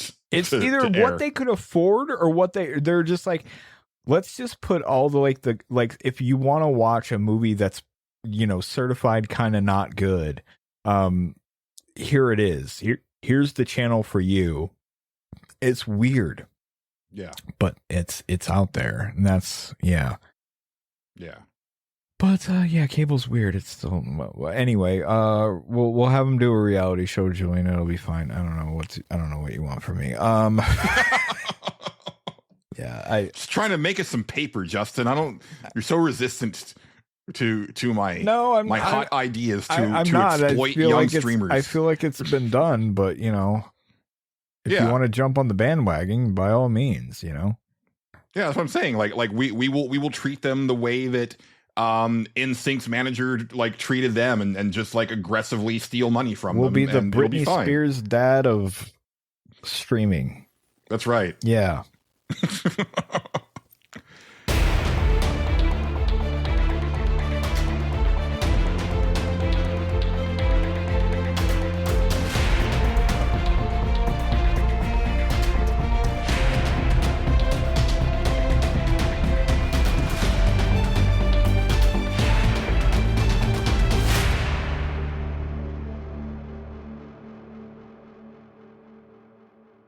The Stage Select is made possible through the support and funding of viewers like you. Here are our wonderful patrons. Well, before we move much further, I think this is as good a time as any to thank our patrons, Justin. Oh, God, I have to switch to it. Hold on. I still have other things up. Oh, I didn't even think about this. Oh, no. Oh, geez. We appreciate all of our lovely patrons, but every week we do like to... yes, all of them. Okay. But every week we like to thank the executive producers here. And this week we have Philip P.K. Becker. We have Casey Curran. We have Exrian. We have Xavier Krager. We have Stephen Lobo. We have David Portnov. We have Bookie. We have Matt Jorgensen. We have Dennis Robertson. We have Raymond Crum. We have Eric Peacock of the Soundtracker podcast. We have Big Baker. We have Game Johnson of Retrofits. We have 60X Self. All is right with the world once again. It is. We have Addy XD. We have Dr. Delicious. We have Bill Tucker of A Gamer Looks at 40, which has returned. Oh, welcome nice. back, Bill. I know it's been a struggle for you this year. Awesome. It was nice to hear you on a new show. So welcome. That's great. We have Blaine Faya. and a brand new executive producer tier patron. We have the Let's Play Princess. Oh, nice. Of the Nerds of Broadcast podcast. Go check out Nerds of Broadcast. It's a fun show with Phoebe and TB every week. So go check them out. Yes, and thank you, Let's Play Princess, aka Phoebe. And now, which one of those people is your favorite? Justin, you first. The one that gives us money. All right. Yes. That's my favorite. The other one I'm sure is perfectly swell as well. They're probably great.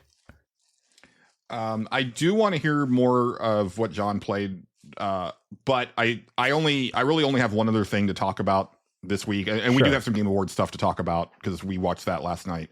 But since the last time that we recorded an episode, I have finished Death Stranding 2. After 73 hours, I finished Death Stranding 2. Oh, Does boy. it deliver? Sorry. It does not, actually. Well, I was gonna say, so it's an amazing experience, right? Greatest game you ever played. Perfectly, beautiful. Everything's It's the total great, package. Awesome. Yeah. It sucks. I wanted my 73 hours back by the time that I finished it. It was funny too because so I've been messaging Weston because he's going to be on one of our Game of the Year episodes. Sure. And I was like, hey man, like I think I'm about to wrap up Death Stranding 2. Like, is there anything that's like kind of one of your darlings that I should kind of take a look at? Yeah. He was like, oh man, I'm so excited for you to finish that. I know that like you've been kind of down on it, but the last couple hours are like just incredible. Oh boy. I don't know what Weston is smoking. The last couple hours of that game is some of the worst stuff that I've seen in a really long time. And it was my glass shattering moment for Hideo Kojima. Oh, wow. I think that dude is a fucking hack. Wow. Interesting. And I'm actually reevaluating everything of his in my memory because I think Metal Gear Solid still stands as great. like just It's an all-timer. Yeah. But there was stuff in Death Stranding 2 that was reminiscent to me of the ending of Metal Gear Solid 2. Sure. And I remember back in 2001 getting to the ending hours of that game and being, this is stupid. Like, and I was a fan of like what had come before. Like I really liked the switcheroo with Raiden. I thought that was actually kind of brilliant great at the time. But like, there's this whole sequence with, and I've talked about Nerds Without Pants in the past, but it's a bunch of villains being like, haha, I have been the bad guy this entire time. Yeah. And then somebody else stepping up and being like, ha ha ha ha, ha. Actually, I've been the bad guy this entire, and they just keep trying to one up each other. And then at the end of the day, it's like this other guy was like, oh, but I was like a triple like crosser where it's like, and it was just like the stupidest shit. And there's stuff like that in here. And a lot of it is spoiler heavy, and I'm not going to talk about it here. I'll wait for Game of the Year, but I can't wait to learn about it while never playing the game. Yeah. but I will say that it was very clear to me that Kojima had been influenced by like some of the stuff in the Like a Dragon series and also like Remedy's games where it's like, oh, there's this silly stuff that they put into their games, but they're still able to tell this serious story. And I really like that. Sure. And that's all well and good. I love that stuff in the Like a Dragon games and in Remedy's games. But it's clear to me that he didn't understand how those worked well and where to put them, because there's a part in the game where it's like, here's the big reveal of the villain. Sure. And immediately during that scene is the worst, cringiest musical number I have ever seen in a video game. Oh, good. And it's like, why the fuck is this here? And you just ruined this entire, climactic scene. Hideo with Kojima this bullshit. Is the roundhouse of 2025. Yes. Yeah. And then like the he can't help but reference Metal Gear to the point where it's like, all right, I understand, my dude, because the thing with Kojima was always like a Metal Gear game would come out and he would say in an interview, I'm done with Metal Gear. Yeah. And then a couple years later, it's like, here's my new Metal Gear because I still had more that I wanted to say. Yeah. So I totally understand the fact that he has now been off of Metal Gear for over 10 years and he's probably missing it. I totally understand that. It's time to let it go, my dude. He just completely recreates sequences from Metal Gear Solid 4 in this game for no other reason than, hey, remember Metal Gear Solid 4? Yeah. Well, it's here again, but way worse because this is the stupidest shit you've ever seen. Cool. And it's all compounded by the fact that Sam Porter Bridges remains one of the like worst written characters that I've ever played as. Yeah, that's about right. And he still doesn't have any type of arc.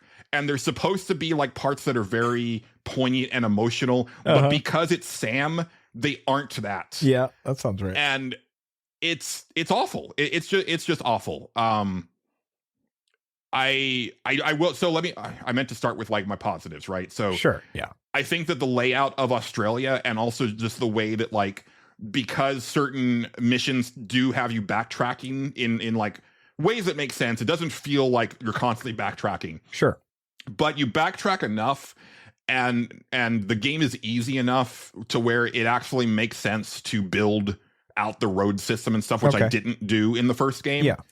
And there are parts, and I think I really hated it because you know I've talked about this with like a lot of games recently where it's like you're getting to the end of like a very heavy narrative game, and their idea of getting you to the end is let's just throw encounter after encounter at you because that's what you need at the ending of a video game. The Remedy approach. The Remedy approach, right? Yeah. And Silent Hill F does it as well. And Death Stranding 2 is particularly egregious where they're like not once but twice it's like, Sam, we need you to go all the way to the beginning of this journey to deliver this thing or to go get this thing. And it's like, oh, fucking why? But it was like, but I'd already laid out almost all the roads. So I just hopped into my truck and just drove all the way back, like almost in a completely unbroken highway system. I only had like one or two places that were off road. Sure. So it wasn't a problem. It was just like, this is just needless. It almost seems like they were trying to, I don't know for sure, but they almost seems like they were trying to call back to the first game because didn't they do that? Like then all of a sudden out of nowhere at the very end, they're like, now you got to go all the way back. That's the point. But that at least made narrative sense. But it made sense. Yeah, no, it did. Yeah. I'm saying, yeah, maybe that was their attempt to call back. Yeah, you were always going to have to go back to where you started because that's where you started. But here, there's no real point to it. And I also think there's just no point. Like, I was curious because like people were so over the moon for this game, and I remembered Pat from Castle Super Beast not being that high on it, and so I watched his stream of like the last part of the game, and he summed it up really well, which is like credits started rolling. You know, he had finished the game. He did the same thing that I did, which was like immediately delete it from the PlayStation because I'm never touching that game again. But he was like, that was the most pointless game I've ever played. Like, It has no reason to exist. It doesn't move anything forward. And honestly, it makes the first game worse by existing because it breaks some of the canon from the first game. I said it when they fucking announced it. I was like, that game doesn't need a sequel. Like, it didn't. Such a but I was great still like, well, thing. okay. If he had more to say, you know, like let's I want to see what he has to say, and it's fucking nothing. Yeah, there is a message there. I did find it interesting that like, you know, and this is I'm sure this is intentional, but like just because of you're not told to do this, but because they lowered the material requirements to upgrade the road, and now you have the rail system also. It's like, yeah, so I'm constantly making it easier for me to navigate the continent of Australia, but look at how fucking ugly it looks now. Yeah, great. Like, look at all this progress, and it's like you can see this ugly as you know, just this fugly highway, like just like rolling across the plains as far as the eye can see, and it looks like shit. But hey, I can drive, like all the way around the continent now, right? And I think that's an interesting kind of meta. Maybe that's what they're going for. Yeah, I think that's part of it. But like, you know, the tagline, you know, should we have connected? Like that whole thing, and like a lot of the story is leading you to like, oh, there's like, man, I don't know if it's right for me to be like continuing to like extend out this chiral network. It goes absolutely nowhere. Good. There's nothing that perfect. Forget it. Perfect. Nothing. Perfect. And I one thing that I said this in a Game of the Year recording that will not be out until after this, but one of the things that I've realized is that I do think Hideo Kojima is a good director of sequences and like action segments and stuff like that. Sure. He is a bad director of actors because he's got these actors that are like great to good actors in these last few games that he's getting just these incredibly stilted and wooden performances out of, and I think it's because he's not good at directing them. It could be a lot of things with that. It could be a language barrier thing. It could be the classic worst celebrities, and this is a video game. We don't quite know how everything's going to shape up or something too, right. You know. It seems like if he had gone with like a traditional voice actor cast, he might have gotten something better. Right, because you've said, Troy Baker stands out in the game very much. Big time standout. He's phenomenal in this game, and I think he's still just like a great villain in this game in particular. Yeah, I think he was good in the first. He's better here than he was in the first game, and I thought he was great in the first game. I agree. But he's like the one big standout. Everybody else is just like, why? And also his stuff is like, I have all this weird terminology and all these weird things for you to say, and they're probably reading that and going, what the fuck? Okay, all right, I'll say that. Sure. Yeah. I could definitely see big names just reading some of that stuff and being like, I don't know what the fuck this is, but I'll say it. Yeah. Yeah. And there's also an element, and this isn't just a Kojima thing. This is also just like a Japanese writers approach things differently, especially for video games. And I've noted that over the years. And one of the things that I've noticed, and I can understand why this was done, but like you will have like the same information given to you in multiple conversations with the same people. Yeah. And I understand it's because but it's been hours since you possibly, or it could have been hours since the last time that you had this cutscene or whatever. You and I have had that discussion before. Yeah. Yeah. And, to be fair, like as far as a Kojima game goes, this is probably one of the more like gameplay first one of them where it's like, it's not a game where you're sitting watching 90-minute cutscenes at a clip and stuff like that. Like they're relatively tight and far between. That's okay. Good. But and like gameplay wise, like other than them removing like not like 90% of the challenge from the first game, it feels really good to play, right? Like I think the combat is much better, the driving's better, the overall handling is better. But for that series in particular, like that does remove like all of the challenge to it. Yeah. Yeah.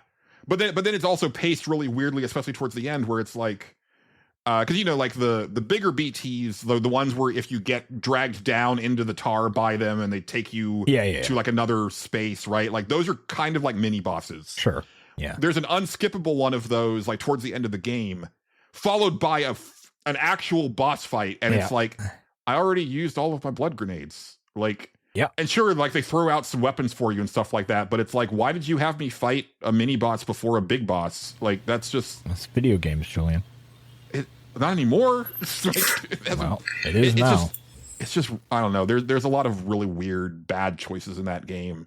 But yeah, it shattered my perception of him. I don't think that I'm a fan anymore. As I look, because I played Metal Gear Solid Delta this year, which was like it's got all of his writing and directing still in it. Sure, yeah. And I was like, man, this is actually like way stupider than I remember from back in 2005. And it's like.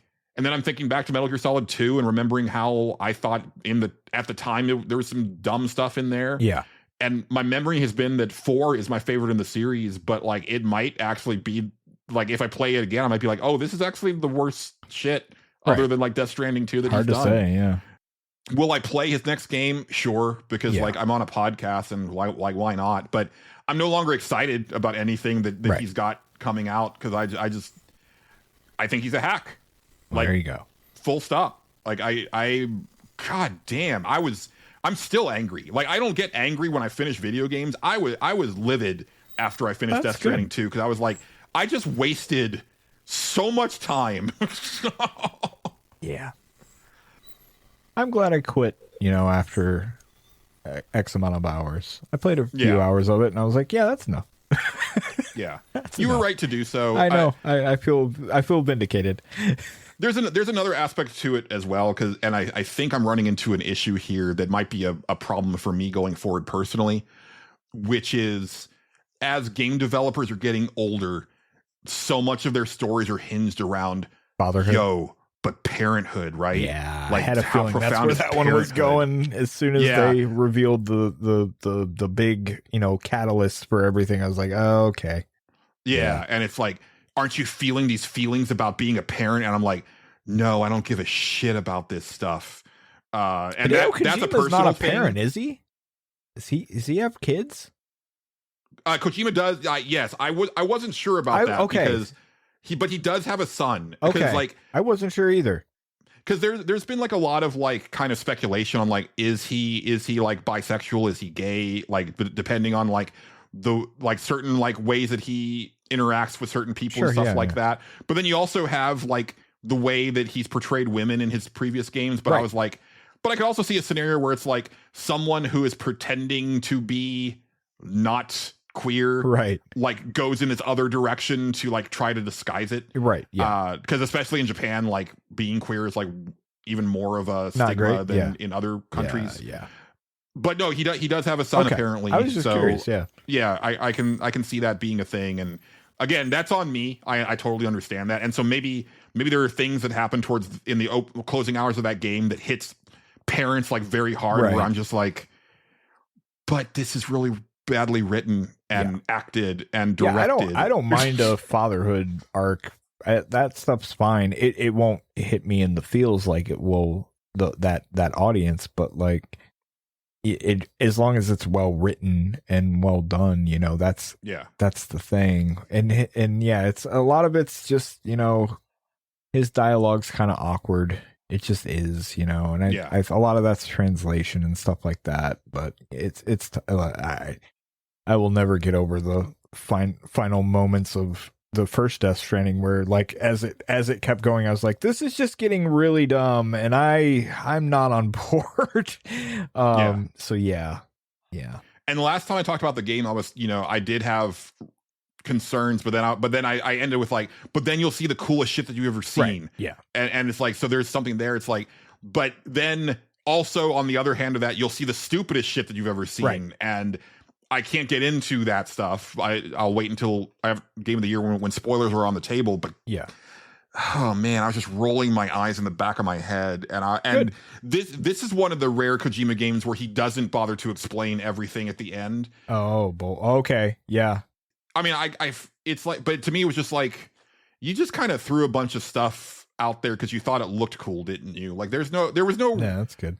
I don't really understand the purpose of why you decided to make this game, other than you already had like the mechanics all worked out, so you felt that it would be like an easier project than something wholly original, which is valid, right? Like, I'm fine with sequels because I think that it allows creators to, they already have like a really good place to work from, but Death Stranding in particular felt like a game that should never have a sequel, and then turns out, it fucking shouldn't have. Like, right.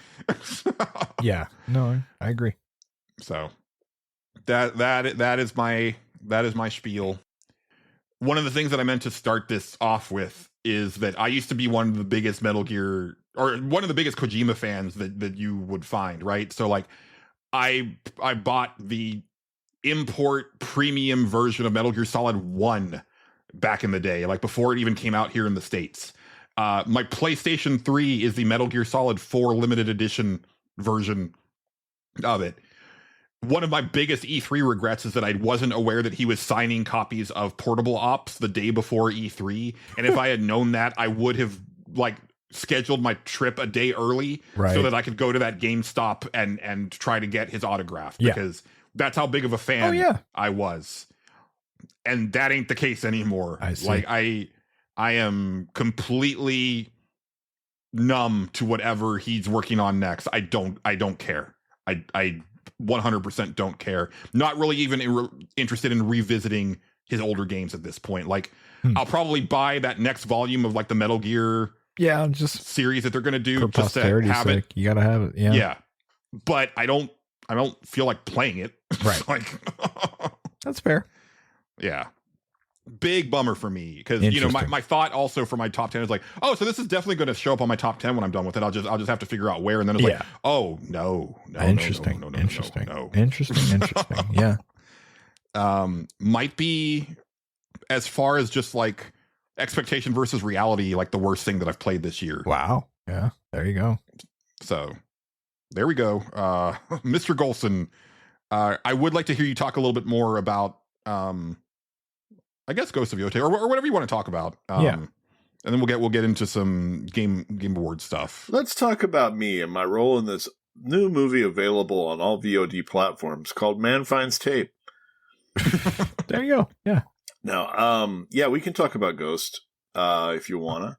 I thought it was going to be like Assassin's Creed a little bit, and I found it more like it was a little bit more Red Dead, a little bit more like Star Wars Outlaws is probably the last open world game I played that is similar. How it's like there's kind of some stealthy stuff, and there's a bunch of weapons, and you ride something from place to place.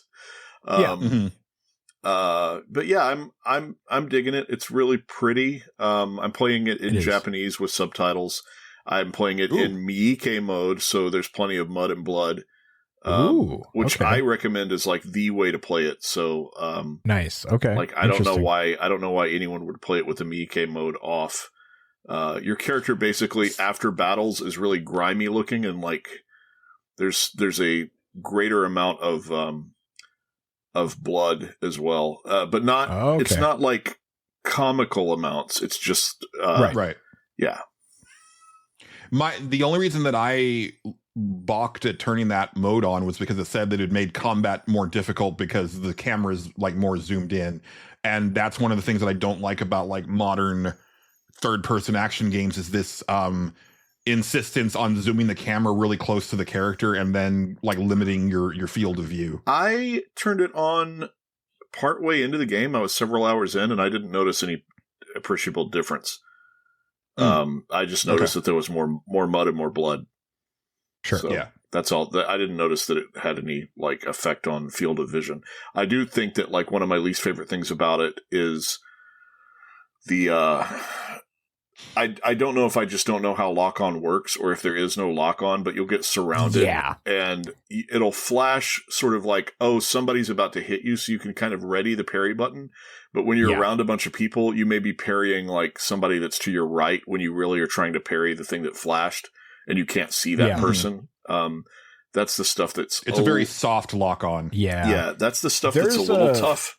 But there's something in the settings that you can turn on for that, but I never could quite pin down exactly how it worked either.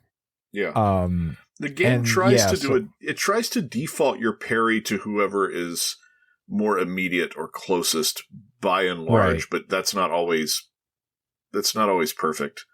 Right. So, yeah, I agree. It's funny too because I was so bent out of shape after finishing Death Stranding 2 that I was like hunting for something to play to wash it out of my mouth on my PlayStation, and I was like, oh man, Shadow of Mordor sounds really good right now, and so I played that for an hour or so, and because that's basically like the Batman Arkham combat but with swordplay, and that still feels so damn good, and I'm like I remarked last night on the Game Awards, I don't know why we got away from that type of melee combat system, because that's really how I want like Ghost of Yotei to play from like moment to moment. It's closer to that. It just flows so well for me. Yeah. It's I think this one grabbed me too because the story was so simple. Like it immediately establishes like what you're doing. Like, okay, her family was killed and she's getting revenge, and she doesn't care if she dies at the end of the day. And now go. Like, I don't have to uncover that or find that out in information that's like parsed out over hours. It's just like, okay, here's what's happening now. Now you're on a horse. That's it. Yeah. Coming out of Kill Bill, like I realized that like it's a well-worn trope, but I'm a sucker for a good revenge plot. I just am. There's a trope in this that I think I'm tired of. I think I'm tired of the boss that makes you trip balls. I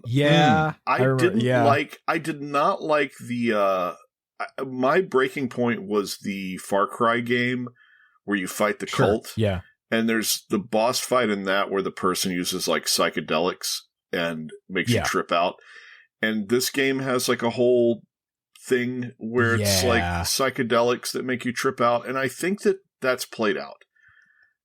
Especially in a game that tries to more or less like you're playing through it and it's trying to be relatively realistic, and then you hit this thing where it's like, yeah, but what if you tripped balls and you had to fight the boss and you were tripping balls, and it's like, yeah, I know exactly what you mean. I think I've reached the breaking point with that where it's like, we need to put a moratorium on the boss fight where you trip balls for a while. It needs to go have a seat somewhere.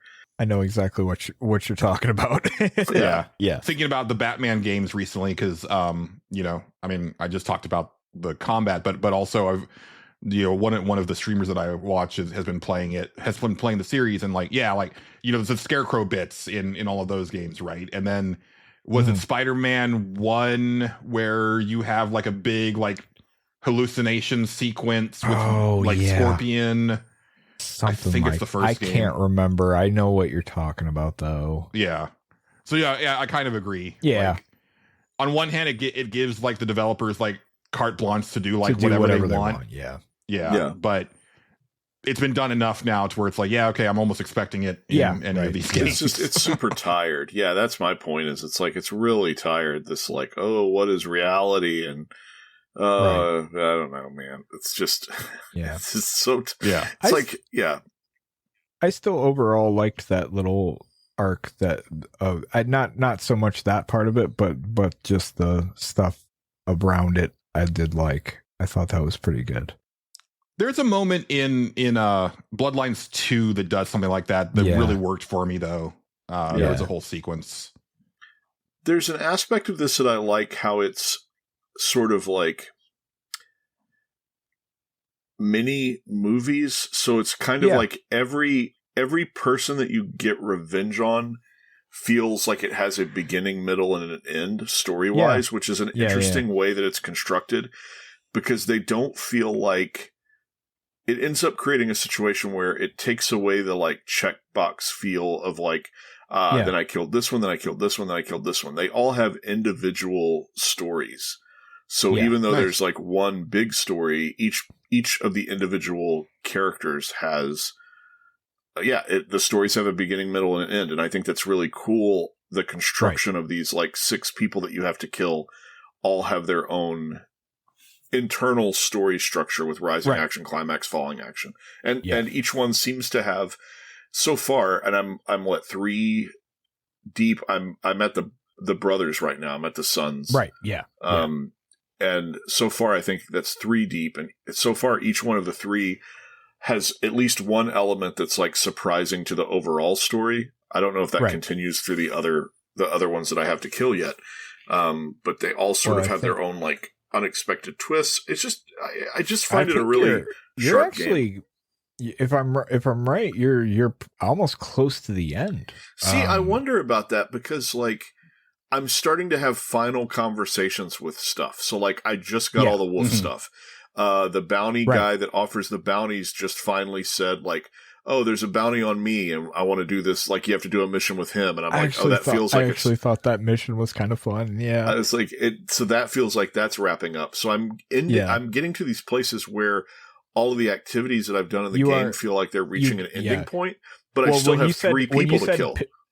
When you have no, I think I have the 2 brothers and the main guy. Yes. Yeah. But I guess they kind of lump the 2 brothers in together. So that's a whole thing. Yeah, you are actually closer to the end than you think. Okay. I did appreciate that I waited to do something that you can do like the beginning of the game, like where it the first like main dot that it puts on your map that you find out, and it's like, oh hey, go here because this guy's here. And I was like, okay.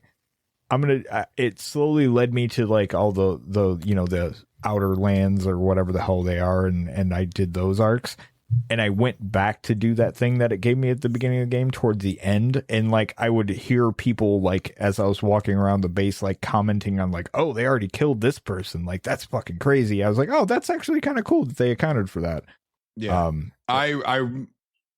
I'm really pleased when developers go that extra step to where they understand that like you can take certain things in various sequences, so they factor for that, right? Like I know Witcher 3 does some stuff like that, Cyberpunk does some stuff like that, right. So I really appreciate that stuff. Yeah.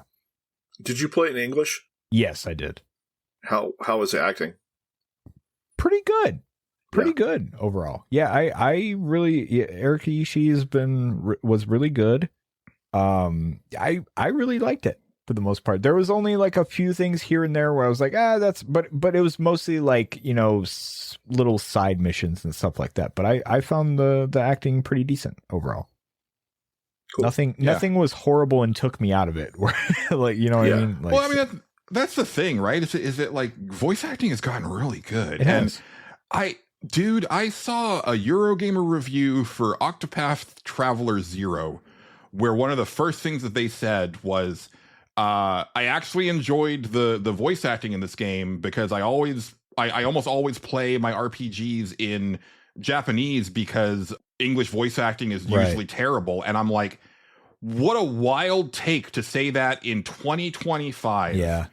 I rarely find bad voice acting in video games these days, and usually that's only because it's also a bad video game to begin with. Oh, it's a lot of the times it's the writing that's the problem, Like, sure, but like performance-wise, like you're getting good performances out of people. Yeah, absolutely. By and large, for any competently made video game these days, and it's been that way for like this entire century. If we're talking about.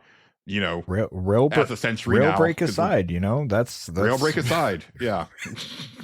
Always have to put that let's blow out those monitors on those mics. Oh God. All the time. That one was so bad. Redline the whole time. Oh, God bless them. They tried, I guess. Oh, they really didn't. No, it's bad.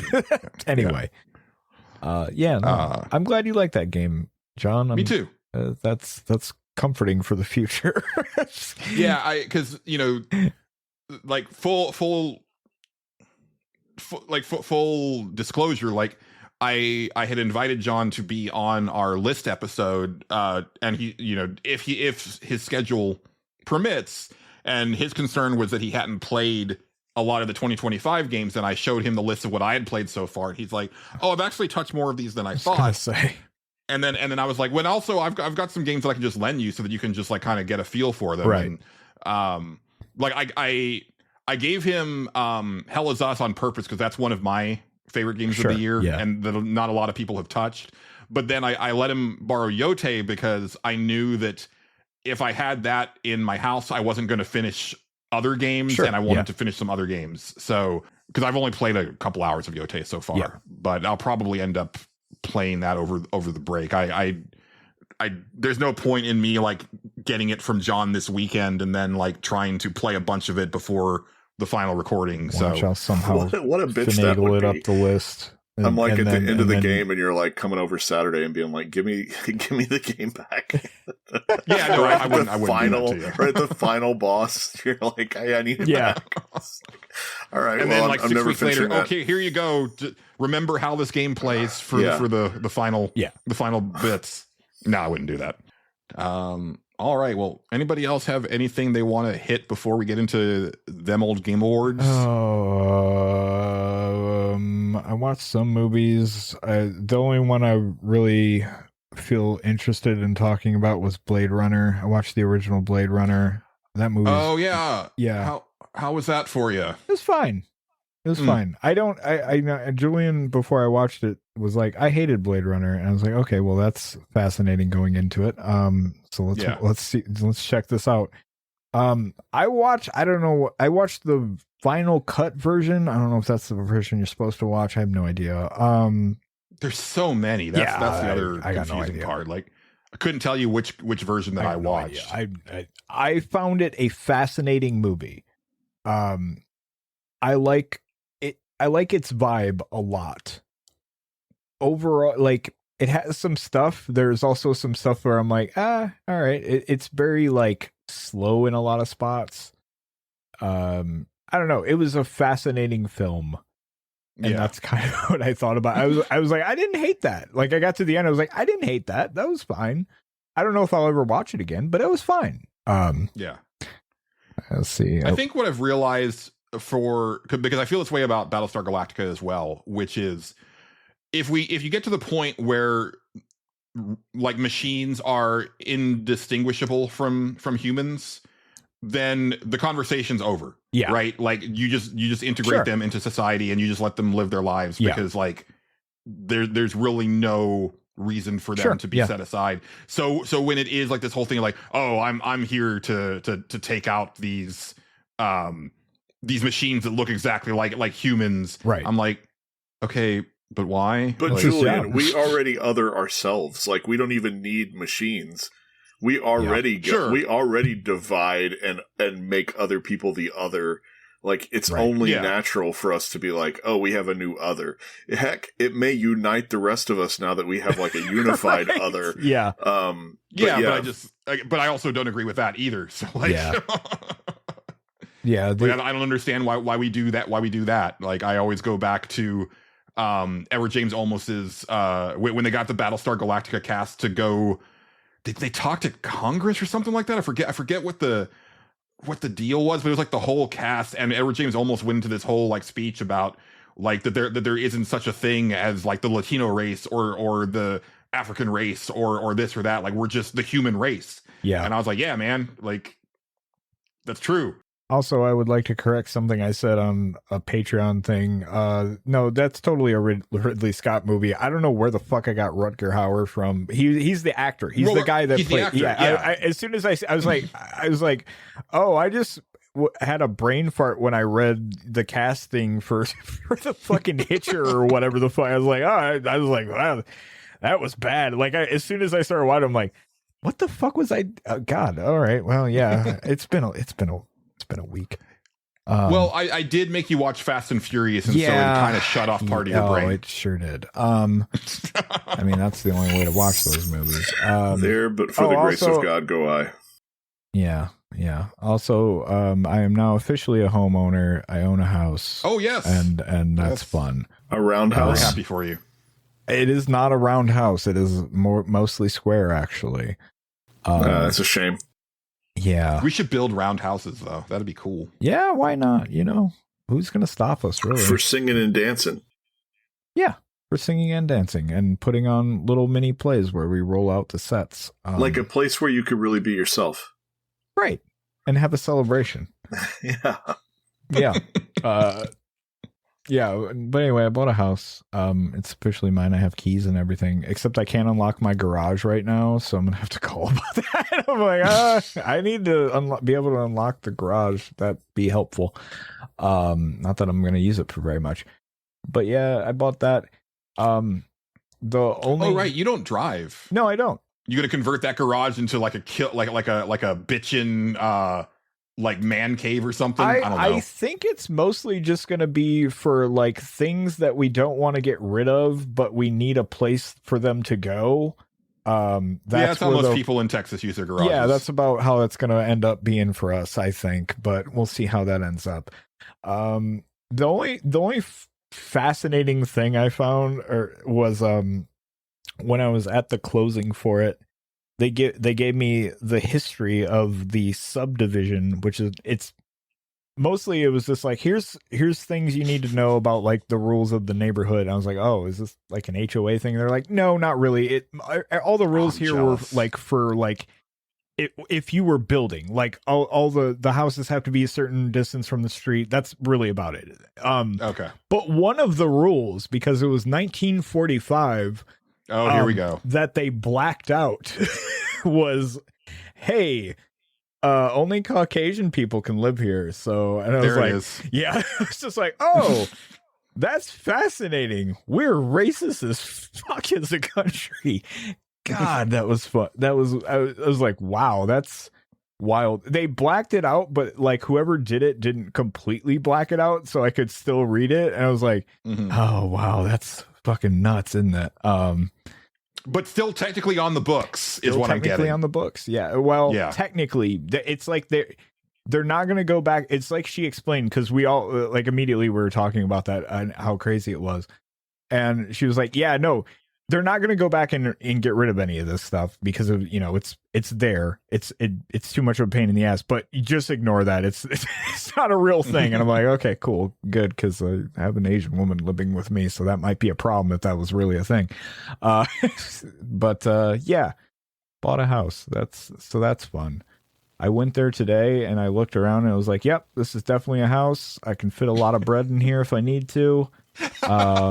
I need to change all of these outlets somehow. I don't know how the hell I'm going to do that, but like they're all like it's built in the 60s, but they're all like 2-prong outlets. I'm like, oh man, these need fucking updated badly. Yeah. But I have people. That's beyond my ability. Yeah, I have to mine get too. an electrician. Trust me, I know electricians, so I'm in luck. But whether or not they'll want to do it is a whole other can of worms. You just take a screwdriver there and you just drill a third hole. You just take it and you just go right into the outlet, right under the tube, and you just make a third hole. That's all. That sounds like a good idea. Yeah, that sounds like a good idea. Yeah, it's that simple. Yeah, I also have a dead bird in my attic, which I have to go up and get, which is going to be fun. Because at some point they put a new roof on it and then just completely ignored anything. They broke something in like one of the screens or something for it, and like a bird just went in there and made its home and then lived its life and died up there. And I'm like, well, I have to get that out at some point. That's how you get bird ghosts. If there's a mysterious box in the attic from like previous tenant or owners, just leave it alone. Yeah, don't open it or look in its contents. It's the caretaker's cake. You're gonna be laying in bed one night and you're gonna hear tweet tweet. I hope so. I've designated it the guardian of the house now, so you know, maybe I'll bury it in honor. But yeah, bought a house. It's weird. It doesn't feel real yet because like it just happened the day of this recording. So yeah, like I closed yesterday and then got the keys today, and basically them giving me the keys was them showing up with me and being like, "Here's your key. Have fun." I was like, "Oh, okay, cool." Which I've been in this house for 4 years and it still doesn't feel real. Yeah. Like just this year, I actually put stuff on my walls for the first time, and as I did so, I was like, man, I'm gonna have to like cover up these holes. I purposely didn't make any holes because I didn't want to have to worry about, you know, patching over them, right? Because I'm still thinking like a renter, and I still refer to it's like I have to pay rent this month. Like it's never kicked over that this is mine. It was fun walking around it today and just noticing all the little details that I, you know, like walking around it, not like looking at it and be like, yeah, this looks like fine. This looks good. And now I'm like, what the hell is this weird box on the wall? And I would open it. I'm like, did this like at one point go to a security system that's just no longer here or connected to anything? And now it's just buttons that do stuff. That's fun. It's wild. Yeah. But yeah, that's how I'm living right now. But I'm still in the same spot right now because I'm like, I'm not moving today. Fuck that. That's crazy. It's nice that we've talked about this. It's nice that you have the luxury to not have to move in a day or a weekend or something. And like, I won't see you in your new setup until we start season 3, or well, maybe we might record something in the interim where you might have moved by then. I can't wait to just get all of my things and combine them with these things and then have many things. That's going to be... And lots of breads. Like I kept opening closets and being like, look at this, Kim. Think of how much bread we can fit in here. And her response was, I don't understand what you're talking about. And I was like, that's fine. How often does she say that to you in a week? A lot. It's fun. We after we walked around the house, discovered we couldn't unlock the garage. We learned we were like basically teaching ourselves how the house worked as we were walking around. Like, how does this gate open? We don't actually know, so we had to figure that out and like all this other shit. Anyway, after that, we had to go to the mall because they had to return shoes, and I realized like Kim's great and she puts up with me and I think it entertains her to some degree, but I'm a pain in the ass to shop with, like, because it's just constant nonsense out of my mouth. I don't even know what I'm saying half the time, but yeah, that's life with me, and here we are.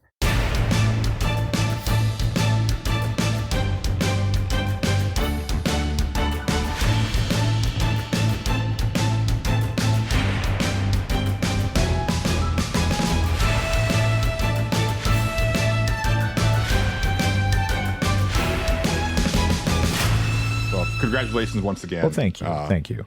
I appreciate it. Exciting new chapter in the life of one Justin Ham. It's a lot. I'll tell you that. It's a lot. Just like the Game Awards. The Game Awards is a lot every year. It is. I mean, it was basically just Expedition 33 wins everything. It was. Yeah. So, and that's what I was going to start this off with, which is we're not really going to talk about like the awards themselves this year, simply because it was the Expedition 33. Yeah, you can sum it up in one sentence. Yeah, they won a lot. Like almost I think everything except 2 awards that they were nominated for. One of them was the player choice. Player choice, yeah, and sound design. Was it sound design? I thought it was the player accessibility one. I don't think they were nominated for accessibility. Were they not nominated for that? I thought they were. I don't think they were nominated for that. Well, because sound design went to Battlefield 6. Sure, yeah, and that's fair. Bullets and all that stuff. I get that. Oh man, that game won a lot of shit. Good for them. It did. I'm not mad about it. No, I don't. I'm not nearly as high on that game as the rest of the world. As am I. Yeah, same. As a fan of RPGs, I really appreciate that 2 of the last 3 winners, and like not just of Game of the Year, but also just like big winners across the board, have been turn-based RPGs. Yeah, for sure. That's kind of an exciting prospect comforting. For the possibility of like bigger studios being like, hey, maybe we should take another look at making turn-based games again, because people seem to still dig. I mean, that's been the case. It's just people haven't been paying attention, right? Yeah, like Final Fantasy. Yeah, exactly. Yeah, I mean, I was kind of talking about Square Enix, but it applies to other places as well. No, absolutely. I would like to say that because I think it's worth, the Game Awards always gets a lot of flack, and I think this might have been the best one of these that I've watched, in the sense that they actually gave more weight to the awards, right? Like they focused a little bit more on them. They let the winners of the awards speak, which was nice. And they kind of kept most of the cringe to a minimum. Like there wasn't like a random celebrity that had no business being at the show being wheeled out. Like the worst one was Mila Jovovich, because she was like drunk off her ass. It looked like it anyway. Maybe she's just always like that. We don't know. Maybe. But she at least was in a video game. Like they announced that right before she came out. So it wasn't like an Al Pacino situation where it's like, why are you here and why are you talking for like 7 minutes? I don't understand what's going on right now. And the answer is like, well, we paid him and we were able to get him, so that's why he's here. Yeah. And there didn't seem to be like any of that this year, which was like a really nice thing to see. That is good. So yeah, I think overall like really great show. Yeah. It's funny too, because like, poor Jeff, like he put out like a Twitter poll, like asking people to grade the show, and D was by far the biggest one. Yeah. And I think it's because like people were, it was twofold. It's like people were angry that like one game won most of the awards, but also they didn't like the announcements, and it's like, right, but as an overall show, like it's worth like giving some. There's a solid group of assholes that will rank any sort of reveal show. I know it's an award show, but it also has the reveal thing. Of course. that doesn't have fucking Half-Life 3 in it as like the worst thing ever. Like, there's just those assholes out there that's like, no, this is the one, guys. It's going to be Half-Life 3, and if it's not, we're going to be really upset. And it's like, just stop, please. Just stop. Yes. No, I agree. Yeah, I mean, sure, there could be other things too, but like, you have those sectors of like, the game I wanted to be revealed didn't get revealed, so I'm upset about it. That's just a aspect of game. Don't listen to gamers on grading anything. They can't be fucking trusted. This is true. Yeah. But yeah, so that's kind of, the long and short of like the actual like presentation. I was really pleasantly surprised. Yeah, I agree. It was nice. But and obviously like it's also a big news night for video games, and so that's kind of what we'll focus on. Mm-hmm. I'm not necessarily going to go through like everything beat by beat. No. I do have a like live blog up that has everything. Okay. Actually, let me put this link in the why not chat for y'all so I know what you're talking about, even though I watched it just yesterday. And yeah, thank you, Julian. When you get down to like 6:54 p.m., that's right before the show starts. I will say that like the big thing, the one thing from the pre-show that I wanted to mention is that Bradley the Badger game. Oh yeah. Which that looked kind of neat. Yeah, I've watched that trailer a couple times now. It doesn't feel like a real video game. Like, I have no idea what's going on in it. Yeah, well, and I kind of call bullshit on the parts where there's like quote unquote gameplay. I'm wondering if that's actually like pre-rendered target, like this is what we want the game to play like and look like, because there's something about it that just doesn't seem real to me. But yeah, I'm all for the tone of it, and I like the idea of a spoof game, because we don't really have many of those in video games where we're lampooning specific titles, right? And what we're referencing, but it's all in good fun. Like, I think you mentioned there hadn't really been one since because I was thinking of Conker's Bad Fur Day, but you had mentioned Gex. Like, Gex. Gex was the other one. Yeah, Gex and Conker's Bad Fur Day. Yeah, that's another one. Yeah. But those are ancient games at this point. Exactly. Pretty much. Yeah. But that was kind of the big thing that I remember from the pre-show. Yeah, that's about it. All I remember too. Yeah. The first game that they showed in the main show, I think I'm actually quite a bit more into, which is that Decrepit game. It's a first-person action RPG that has like a lot of like Souls inspiration. Yeah. Because I've been saying for a while that I think it'd be really cool for FromSoft to revisit their Kingsfield series with all of the design sensibilities they've accumulated over the years with the Souls franchises. But this game seems to kind of be beating them to it, and it'll probably be a thing that I don't make time for when it comes out. But I did like the look of it. Right. It looked interesting. Yeah, it's neat. Did y'all have any?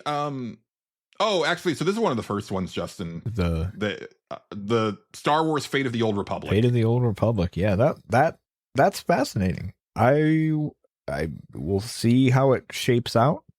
I really like the KOTOR universe. I think it's awesome. I think it's actually like really cool compared to, regular Star Wars, in my opinion, because it's just, it's, a very different feel and stuff to it.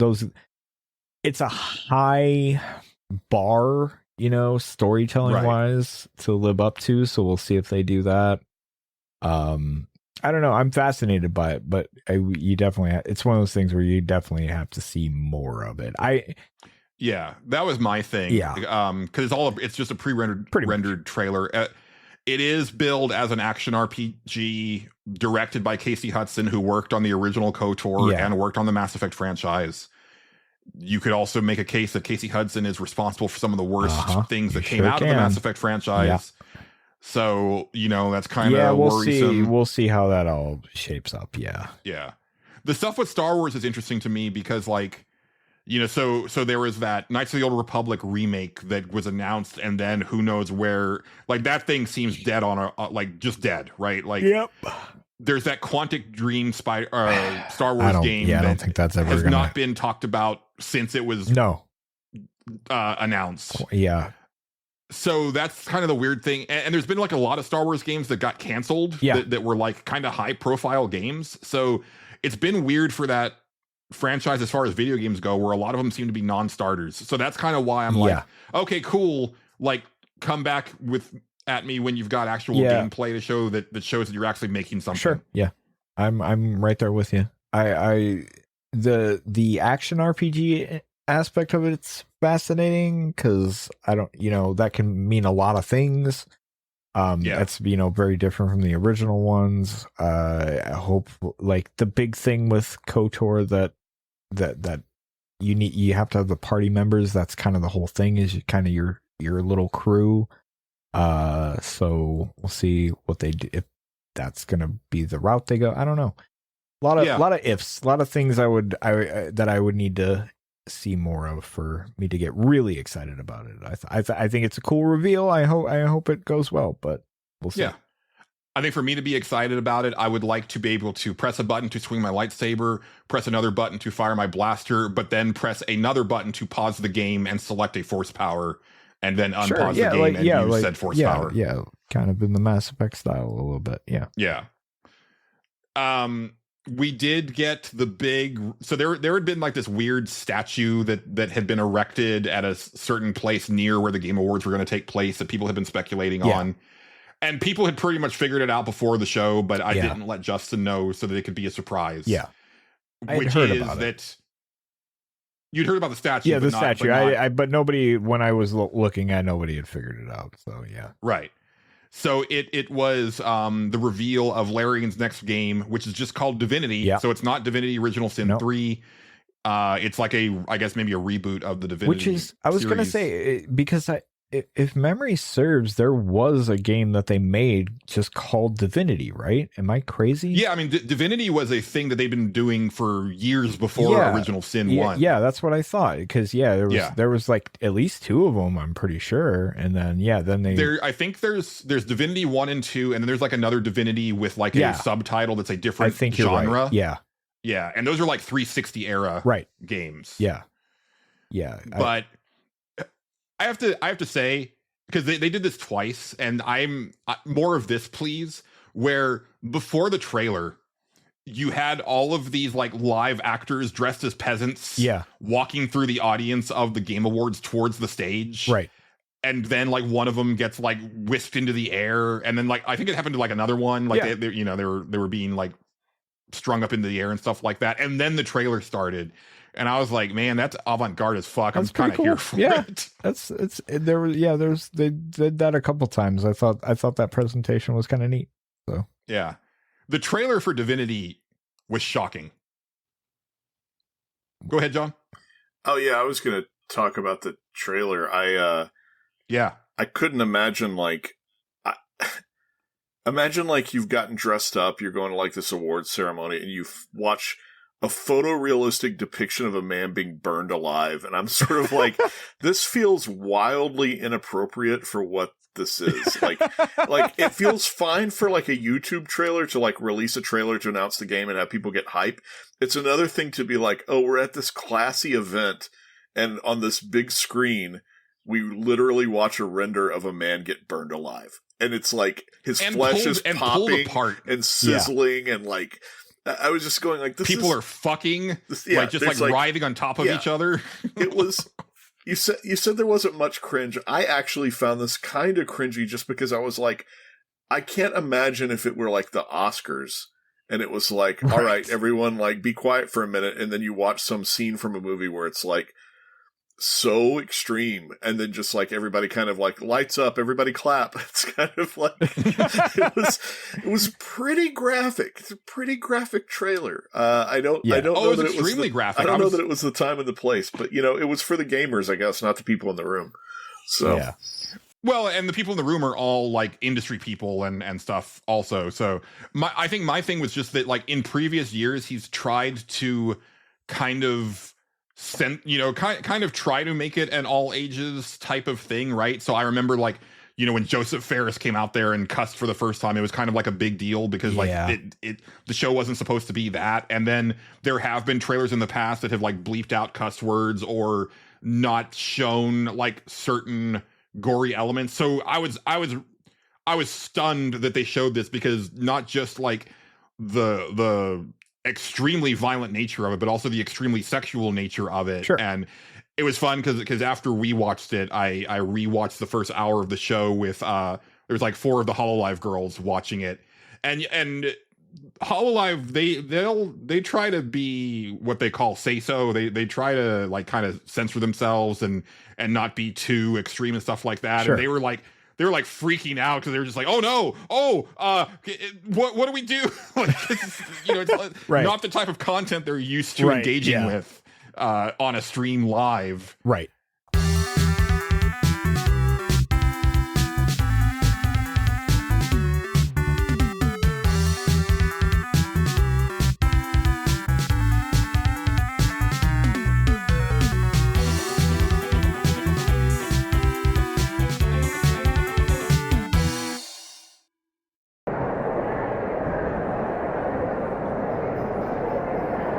Hey out there, gamers.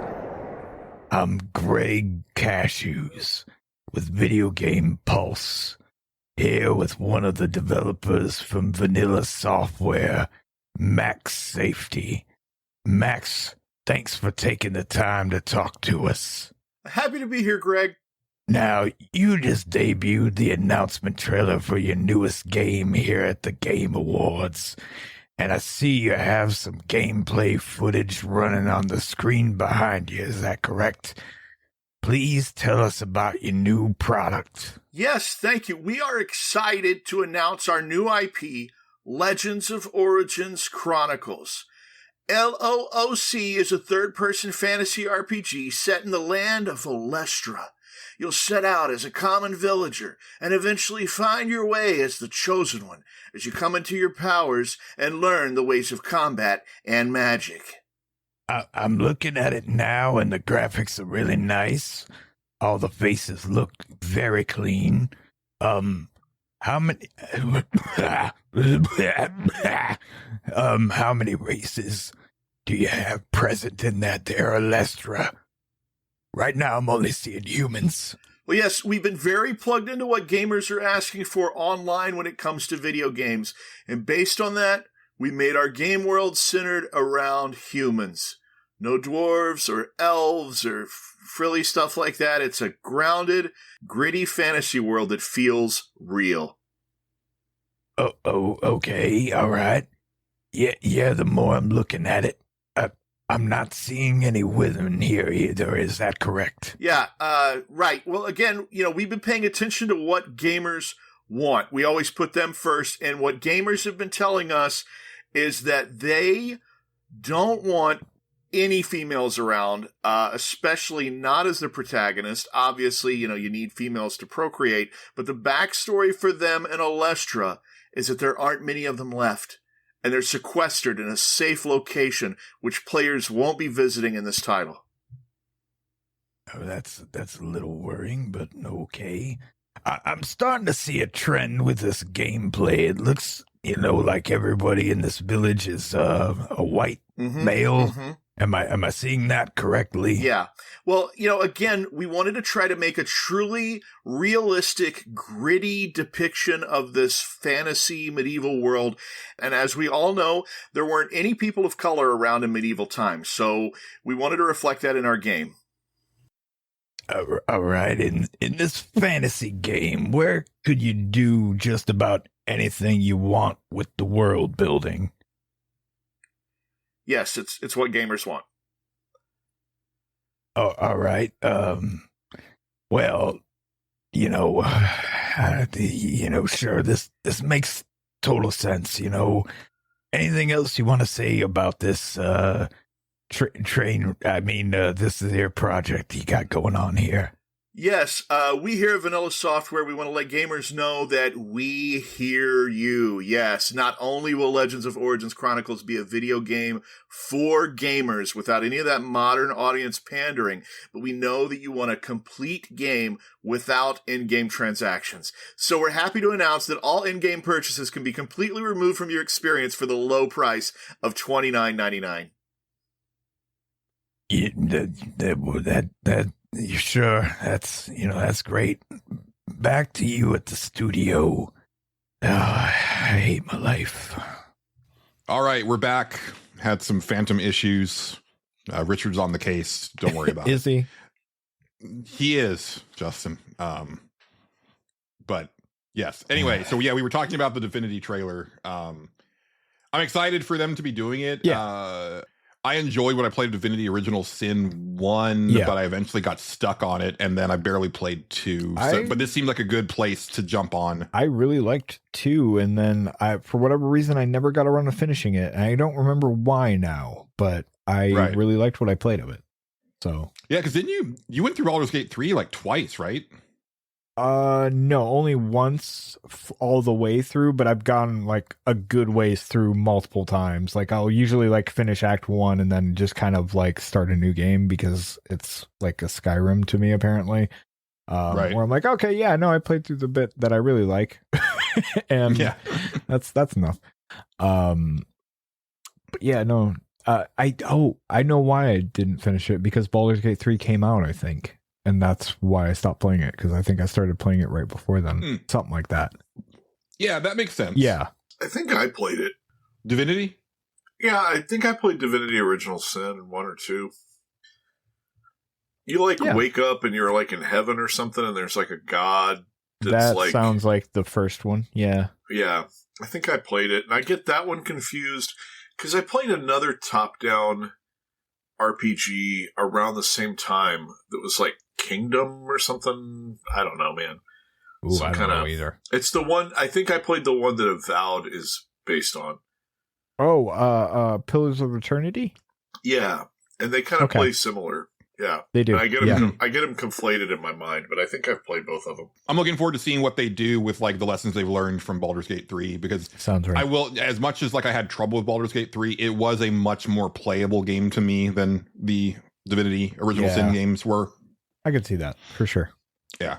Kind of going down the list. One thing that I did mention, because like John had asked me for like some of the trailers that stuck out to me, and I didn't mention this one, but they showed more of that game Exodus, which is another game made by like ex-Mass Effect or ex-BioWare people that are trying to go for that Mass Effect flavor, which I've been waiting for this for years. I was like, at some point, ex-BioWare staff is going to go and try to make the spiritual successor to the games that I actually their like. Idea for spiritual successor was weird faces. I think they look fun. I think hate the look of that the faces of it's like the one thing that I can't get over in the game. I want to play it. I do, because of the pedigree, but like it is the one thing in the art style that I'm just like, I don't know what it is, but it's really off-putting to me. I don't see it. To me, they're just like slightly stylized, and it's like, to me, it's just enough to make it actually look like, I don't know, unique. Like I could look at an Exodus screenshot and be like, oh, that's Exodus. I mean, that's fair, but it feels like I have like there's like some sort of rare disorder that people have sometimes, where they see people and they look like weird dragon people, like all their facial features are extended, and that's what that game looks like to me. I feel like I have that disorder all of a sudden. And it's odd. Yeah. I really liked what I saw, though. It had some cool stuff going on. I do think that some of the designs are a little generic, but we'll see in the final game. I think my thing was, I want to see how it's actually going to play. Like, I need to see, we talked about this, right? I want to see a HUD. I want to see, like, can I pause the combat, or are we going full? Andromeda seems to be like where that series was always going to go, unfortunately, as far as like, it's just full action all the way, and that's not what I liked about the Mass Effect trilogy. It's, my quibbles with the style aside, like, I could very well easily get, an hour in and get very used to it very fast and not even bother me, but like, and I do want to play that game. It sounds cool, maybe, hopefully. There were a couple racing games that were shown, which I was surprised at, because they are racing games that don't have the Gran Turismo or Forza name attached to them.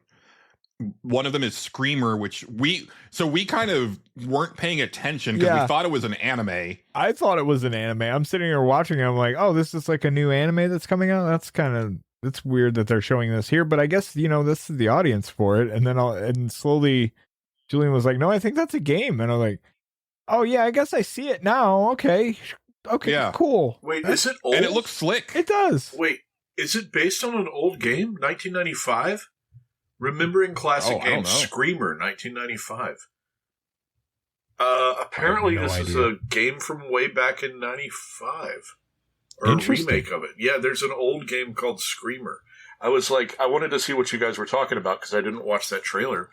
And yeah, actually it had a sequel in 96. This is an old franchise that's being dusted off. Oh, that's kind of cool. Interesting. Yeah. Yeah. Yeah, very anime heavy for the cutscenes, but then it's like a full on like arcadey looking racing game, and that's the type of racing I like. Yeah. So we'll see. I might check that out. Yeah. There was also a Star Wars racing game that was shown, and I'm like, all right. At first I was out because I thought it was going to be all pod racing, but it's actually more speeder racing. So I just prefer the design of speeders to pod racers. Fair. One of the big things for me, guys, Jeff was like doing the intro. He said, oh, it's like a legend in the industry, like with a new studio. And I was like, okay, what's this going to be? And then the first thing that it said was Nagoshi Studio. And I immediately popped off. Cool. Yeah. Yeah. Nagoshi being the original creator of the Like a Dragon franchise with a new game called God of Dragon. Yeah. But this is like the real shit. Yeah. Because I've told you, Justin, for years, it's like, I really want to play one of these games where you're being like a real Yakuza. Right. Because like Kiryu, he's only a Yakuza for a hot minute. Yeah. And most of the franchise is him like getting pulled back into the drama of the different gangs, but not being part of it. And it's like, no, this dude is like mobbed up. He's fucking like slicing fools and shooting fools. Yeah. And it's like really gory. And I think the actor, like, so the reason I recognize him is because he's one of the NPCs in Death Stranding 2, but I think he's one of the actors in Train to Busan, which I haven't seen. Yeah. But I've seen, clips and stuff like that. I've never seen that either. Maybe we should. That's where I recognize we'll have to write that down for, I've heard it's really good. I need to watch it at some point. Kim loves really that movie. Yeah. I haven't watched the sequel, although I own it, and I haven't seen the animated spinoff, but the original's good. Okay. Cool. Yeah. Fascinating. Yeah. And that's the main character you're getting to play, and I like the idea of being this like thick, like sturdy Yakuza guy. And they've released some screenshots since then on the Steam page, and like, you've got like different guns that you're equipping, and you've got like a car that you can like soup up and repair or upgrade and stuff. So it's going to be a much different flavor of this, but from the OG creator, and I'm that sounds super cool. excited. Yeah, that sounds real cool. And then I'm glad John's here. They had a sneak peek of the upcoming Street Fighter movie. Yeah, which it was a thing where like as they were announcing the cast, I was like, some of this sounds terrible, but then other parts of it sounds inspired, and I'm like, this might be kind of cool in like a really bad way. And then they showed a 46-second teaser, and I was like, oh no, this is gonna be fucking incredible. Yeah, I hope so. It looks fun. Loved I did too. Everything they showed. Yeah, I did too. I thought it was great. We drove past the movie theater today on our excursion, and I was like, oh, Kim, listen. When the Street Fighter movie comes out, I demand we go to a theater to see it. I demand it. It looks great. Yeah. It does. And like, it starts with like one of the first things they show is Guile doing a flash kick, and I'm like fucking sold. Yeah. Because when they've done like fighting game adaptations into movies, it's like they're always hesitant to do the special moves, right? Or it's like the big payoff at the end. Like, oh my God, he did like the sonic boom right at the end. And everybody pops off, like that's, yeah. Yeah. But this feels like a lot more like they're going to do the shit. And then I had not seen all of the, like, John posted an article that had all of the character movie posters. Yeah. So like I hadn't seen like how Jason Momoa looks as Blanca, and it's like, oh, that's just fucking Blanca. Yeah. He's just Blanca.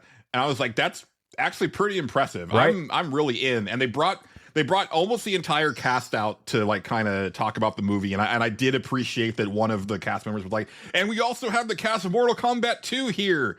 And then he was like, no, they're not here. They don't care about you. Yeah. And I was like, that's some shit right there. That's stirring up the old old battles rivalry, from yeah. the 90s. Yeah. I'm so in. It's great. Can't wait. John, did you think it looked like trash? No, I think I'm trying to figure out for myself what the fine line is between the Van Damme version also looking silly but being crappy, and this looking silly and me getting excited. Like, I don't know. Right. I don't know if I've figured out why one of them is bad and one of them is good, and I haven't been able to parse that out for myself yet. I think it's because as bad as the original one is, there's still an element of it that wants to be taken. This sounds so weird coming out of my mouth. There's still an element of it that wants to be taken seriously. Raul Julia aside, there's like something where it's sort of presenting itself as like, no, this is just a regular blockbuster movie you should see. And then it's also ridiculous, which makes it worse than it going to the, like, it being upfront with like, no, this is not like anything else that's out. Like, this is like going to be crazy. I don't know. I don't know what the difference is, because they both look cheesy in some of the same exact ways, but one of them is attractive and one of them is not. Yeah. It's two things for me, and maybe this will help you. Okay. One is that I can look at any of the characters in this new movie and be like, that's Ken, that's Ryu, that's Vega. You could do that. Where I can't do that. No, I can't. Not the Chun-Li one, but like the Van Damme one. Yeah, you could look at that. No, I can't. No? Like, certain ones, certain characters you can. Zangief? Yeah, Zangief. Honda, I guess. Chun-Li, and because Balrog, she's the girl, you know? Yeah, but like, you know, Guile doesn't look like Guile. Ken and Ryu, like, especially Ken, he just looks like some random dude, right? I'm looking at a cast photo right now. He's got the red gi on. Like, he doesn't put it on until like the very end of the true. movie. He doesn't put it on till the end. Okay. Yeah.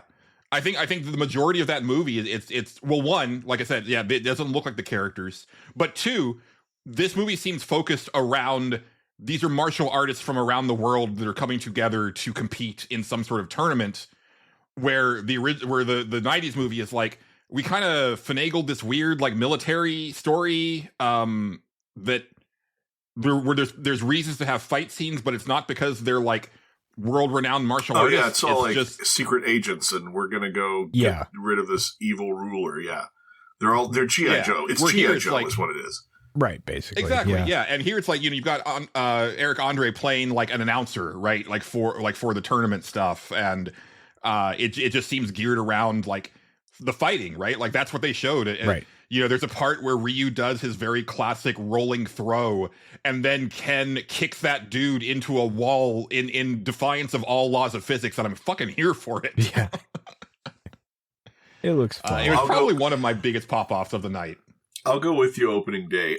It looks fascinating. It's got like a cast of it's got a cast full of wrestlers from different wrestling promotions, and people who've never proven themselves as actors and stuff, like Cody Rhodes as Guile, and it's just I mean, Cody's at least done like some stuff. Like I'm more concerned about Roman Reigns, but also Akuma doesn't really need to say much. He just needs to be imposing and look cool, and Roman is imposing and he looks cool as Akuma. They show Roman's like one really good shot of him. Oh yeah, he's Akuma. I'm sorry. I sorry. Never mind. Yeah, he is. So yeah, it works. It's 50 Cent's hair, his Balrog hair. Yeah. 50 Cent probably is the worst looking one of the cast. Like when I saw his poster, I was like, that's the one that looks like shitty cosplay that not even shitty cosplay. It looks like a weird Photoshop to me. Right. Of someone was like, hey, what if 50 Cent with Balrog in a movie? And, and that's what that looks like to me. Yeah. I think everybody else looks great. Who is this? I'm looking up the director right now because I'm like, who is this kid? It's okay. This guy he directed the Eric Andre show, and he's one of the guys that does Twisted Metal. So interesting. I don't know if you liked Twisted Metal. I know people like that Twisted Metal show. Twisted Metal's good. Next big thing for me is the announcement of not one but 2 new Tomb Raider games. Yeah, that was cool. One of which is like a remake of the original game, so that will now be the second remake of Tomb Raider 1. Yeah. And then Tomb Raider Catalyst, which is a new game. And so Justin, I rewatched that trailer last night. Yeah. And they mention the events of that trilogy. Okay, so it does actually, it does tie in. Good. That's good. Yeah. They mentioned that, and they also mention the events of the first game. So I think what they're doing is there's that trilogy, but then also we're saying that like the original PlayStation games have taken place as well. Did happen, yeah. That's good. Yeah. At least they're keeping, a timeline. That's something. Yeah. Not much to show. Like a lot of it was pre-rendered, so it's hard to say, what those games are going to be. But I'm glad to see Tomb Raider come back. Crystal Dynamics is one of my favorite developers, and I've been very worried about them. Yeah, right. Since because first they were acquired by, what was the name of that group? Embracer. Embracer. Yeah, and then they were divested by Embracer. Yeah, but they've also been, like they were supposed to be working on that. Yeah. That Perfect Dark game for Xbox, and then that got canceled. So I've just been kind of. It's a shame we'll never know what that unknown vampire project was. Dude, you just like to twist that knife, don't you? It's very fun to me. I'm sorry. There was one Switch game announced that I actually really love the look of called Orbitals, which is it's a co-op like space game, but I liked that it's like all like 80s anime aesthetic. Oh yeah. It's kind of neat. But I'm not sure if it's like co-op. I think only, it's co-op only, but I could be wrong. I don't know. So if that's the thing, then it's a pass for me. Yeah. But I do really like cool the look aesthetic. Of it. Yeah, I will agree. Yeah. I thought there was more, but I think I'm running out of Control Resonant. Oh, did I glossed over that somehow. I was waiting for you to bring that up, and I'm like, he's not going to mention Control. Okay, that's another really cool thing where like before the trailer started, they had this whole thing on the stage with this dude getting like levitated above the stage, and then in the background you saw like events from the first Control, which was like the tip off, and then they show the trailer. I was excited for the prospect of Control 2. And there had been rumblings around like the Remedy verse because like Poe, the singer, posted this really cryptic video on her YouTube page last week. Okay. And the last time she posted a cryptic video on her YouTube page was before the announcement that she was doing the Alan Wake 2 songs. Right. And then there was like some sort of weird ARG that Remedy put out for people to solve. And I was like, okay, they're spinning up for their next big reveal. This is exciting. But then they showed that you're playing as Jesse Faden's brother, who he was kind of like, he's not the villain of the first game, but he is like a villainous presence in the first game. Right. And I just kind of found him a little bit boring, and I don't know how I feel about him being the protagonist of the next game. Right. It's implied that Jesse has kind of gone off the rails a bit, and so you are being tasked with stopping her. Okay.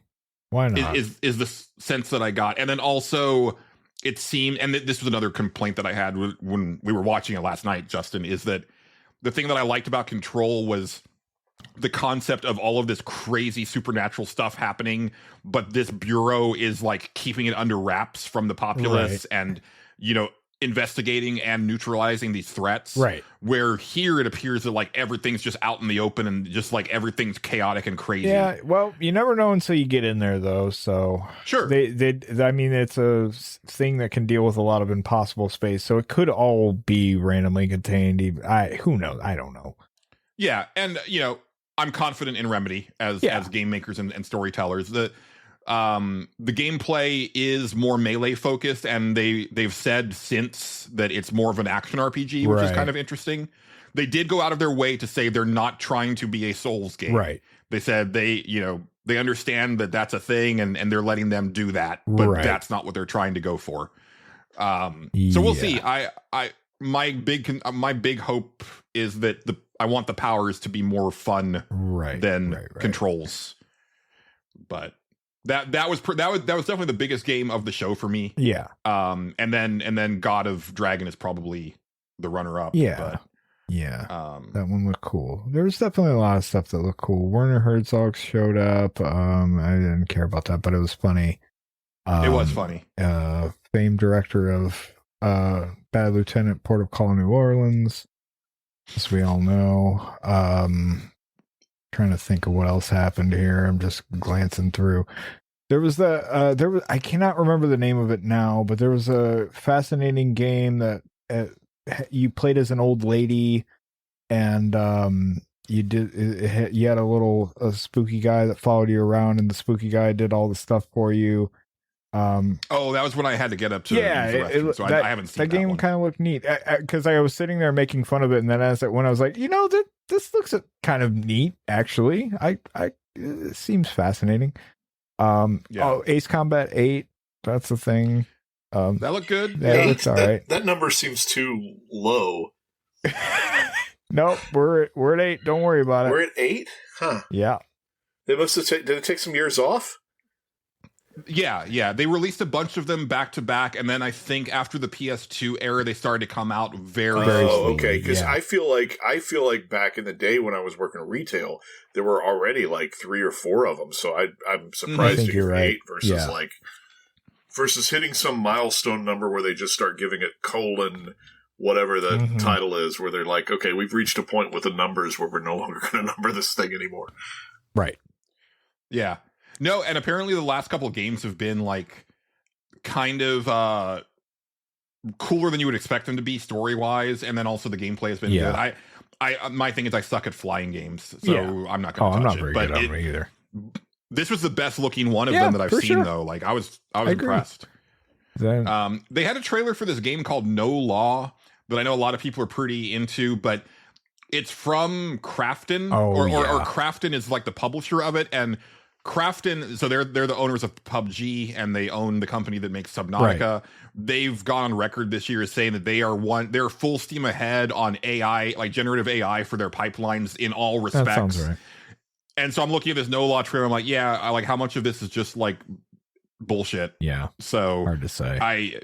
I'm probably not gonna mess there with was the only other one I remember is the one that I was supposed to be very excited for. It closed the show, and then I watched it. I was like, man, I don't really give a shit about that.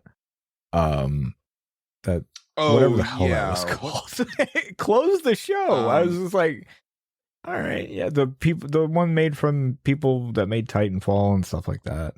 Yeah, I'm looking for it right now. It looked like a hero High Guard. High Guard, yeah. It looked like a hero shooter or something like that. I was like, free to play game, and it's probably a hero shooter, and it's coming out in January. So, but I will say, to its credit, and I talked about this when they were showing the trailer, I don't think that I've ever seen a fantasy setting where you have swords and sorcery, but also full on guns. Oh, I think it's fascinating, and I think people will definitely try it, and it may be very good. It's not for me, but if they were going for a campaign, I would maybe the Titanfall games slightly, especially for as well regarded as some of the Titanfall, especially the second Titanfall campaign is, like you would think. But whatever. Oh, Mega Man. Oh, right. Yes. I almost forgot. That was actually pretty interesting because Capcom is a pretty leaky ship as far as information getting out, and I had not seen any scuttlebutt about Mega Man coming back. I got extremely excited, and then they showed gameplay footage, and I was like, "Oh, it's just the same old Mega Man." I found it pretty kind of lame looking to me. I'm not. I think it looks nice, but I'm looking. It looks fine. Of all of the series that I've been a mega fan of, no pun intended, over the years, the Mega Man series is number one with a bullet. The one where I'm like, this thing needs to evolve, and they refuse to evolve it. Unless it turns out to be something very different from what they're showing, I don't really care. I didn't play Mega Man 11. Yeah. I really didn't like. So I didn't like Mega Man 9, and so I skipped 10 because I was like, especially this series, the idea of regressing it, to make it look like the Nintendo versions is even weirder. And so I just didn't fuck with Mega those. Man 2 was great. It was. Yeah. And I loved it in 1987, and I love it now, but. But I would like to see that thing do something more interesting. Yeah, no, I right there with you. Yeah. Yeah, so that was the Game Awards. I don't know if anything stuck out more well, John didn't watch it, but I was at acting class. There you go. You were doing something much more important than we were furthering my education. But then I came home and watched like a handful of the trailers.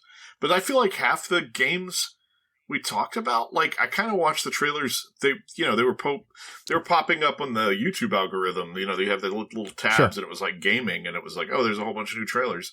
But you guys, half of the trailers you've talked about are not even stuff that showed up there. So it's funny that there's like the new Mega Man, or this other. What did you say? There's like some game called Orbital, or like I saw the Star Wars trailers. I mean, I saw some of the bigger ones, but at least half of this list, I'm like, oh, I didn't see that at all. I didn't even know it was a thing. Right. Yeah. Well, and we're also kind of weird outliers in like the gaming podcast space. Like the stuff that we're highlighting is not necessarily what like most people are probably more amped for. Sure. Yeah, it did seem like kind of a softer year as far as reveals, but I'm totally fine with that. Like, I would like things to slow down. Like I wouldn't mind if 2026 was a much slower year for games that I'm interested in playing. Games I'm interested in playing, period, really, after this year. What's that? I said I would just like games that I'm interested in playing after this year for once, because I won a lot of them this year. You've been particularly on the outs this year compared to like not been much for most me, people personally. Yeah. I mean, there's a few that I liked, but we'll see. Yeah. But yeah, that's the Game Awards. I don't know that I have much else to say about it. That's about it. Yeah. I think we said enough about it. Yeah. And I'm going to table comments, questions, and concerns for next week, which will be our penultimate episode of the season. So we'll kind of just like polish all those off in that episode before we end the season. Sounds good. Yeah. John Gholson, thank you for joining us. John. It's always a pleasure to have you. Yes. Oh, yes. I know you've been really busy this week, and you've been kind of tired and everything, and I've been sick this week. Yeah, so. if you get the chance to be the villain in a horror movie, I highly recommend it. Quite an experience, but it is a little bit of an energy drain the week it comes out. I believe it. Right? Yeah. It was funny because when I went to John's house to help him with that audition last week, he was just like, "Oh man, I'm tapped out," and I was like, I mean, this is what you wanted. Yeah. Like, this is the other part of acting, but it's an important part. Like actually like making sure that the word gets out or that you're available for people that want to know more about the work. Right. So that it doesn't just like die immediately on the vine. Right. But yeah, I can only imagine. And who knows what happens if you end up in like, a nationwide like theatrical thing that's like available everywhere. That'll be a trip. Oh, you mean outside of just it playing limited? Because like we're New York, LA, and Austin for this. You're talking about like something that gets a few more screens. Well, not a few. I'm talking about like everywhere, right? Where it's not an issue of.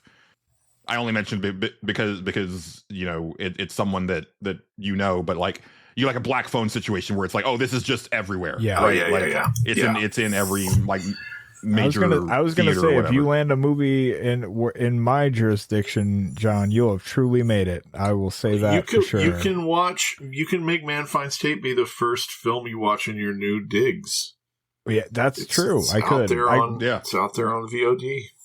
Turn the lights out. Turn the lights down low, and could also just watch it here too, which I actually think I'm going to do. Yeah, I need to. I do want to watch it again because it feels like the type of movie that rewards multiple watches because you kind of understand more about what's going on and start to piece things together. I haven't bought it on VOD yet, but I'm going to do that. I need to decide where I want to buy it. I think it's the thing. Yeah, that's the downside with it not being with it being from Magnolia, not like a studio where you buy it one place and it shows up everywhere. I had to because Apple had the pre-sale before anybody else, but I was like, man, but that's not where my library is. Like my library is Vudu or Fandango, so I had to wait for it to show up there. Right, but yeah. It makes a perfect gift. It makes a perfect stocking stuffer for this holiday season. Yeah, it sure does.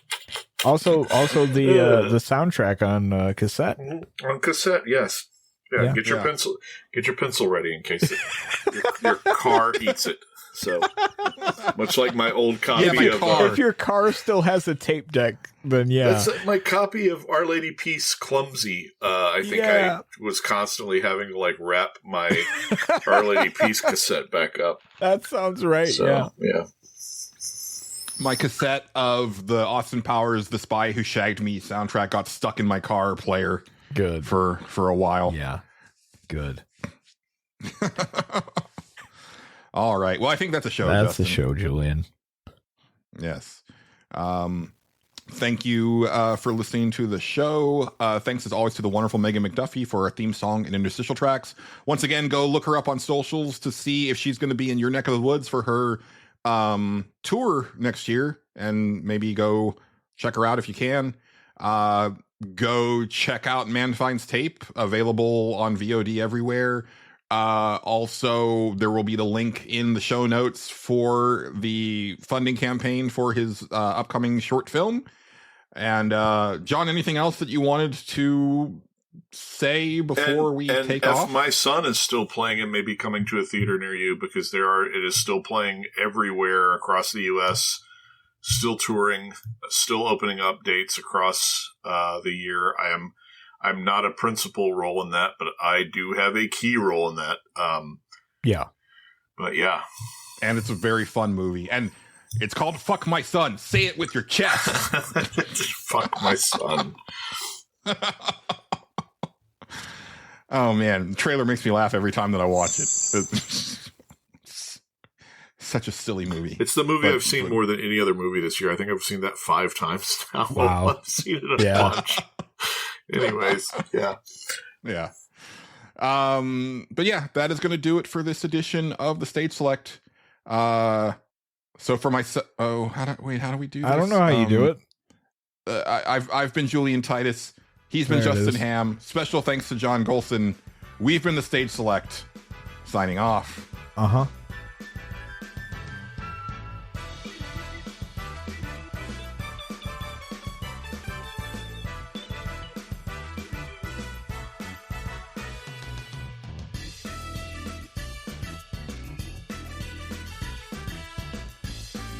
The Stage Select is copyrighted and owned by Space Monkey Mafia Productions, specializing in independent podcasting. Please consider sharing the show with your friends and support us by joining our Patreon or donating to our coffee. Thank you, and good night. Did you feel it? That's the blessing.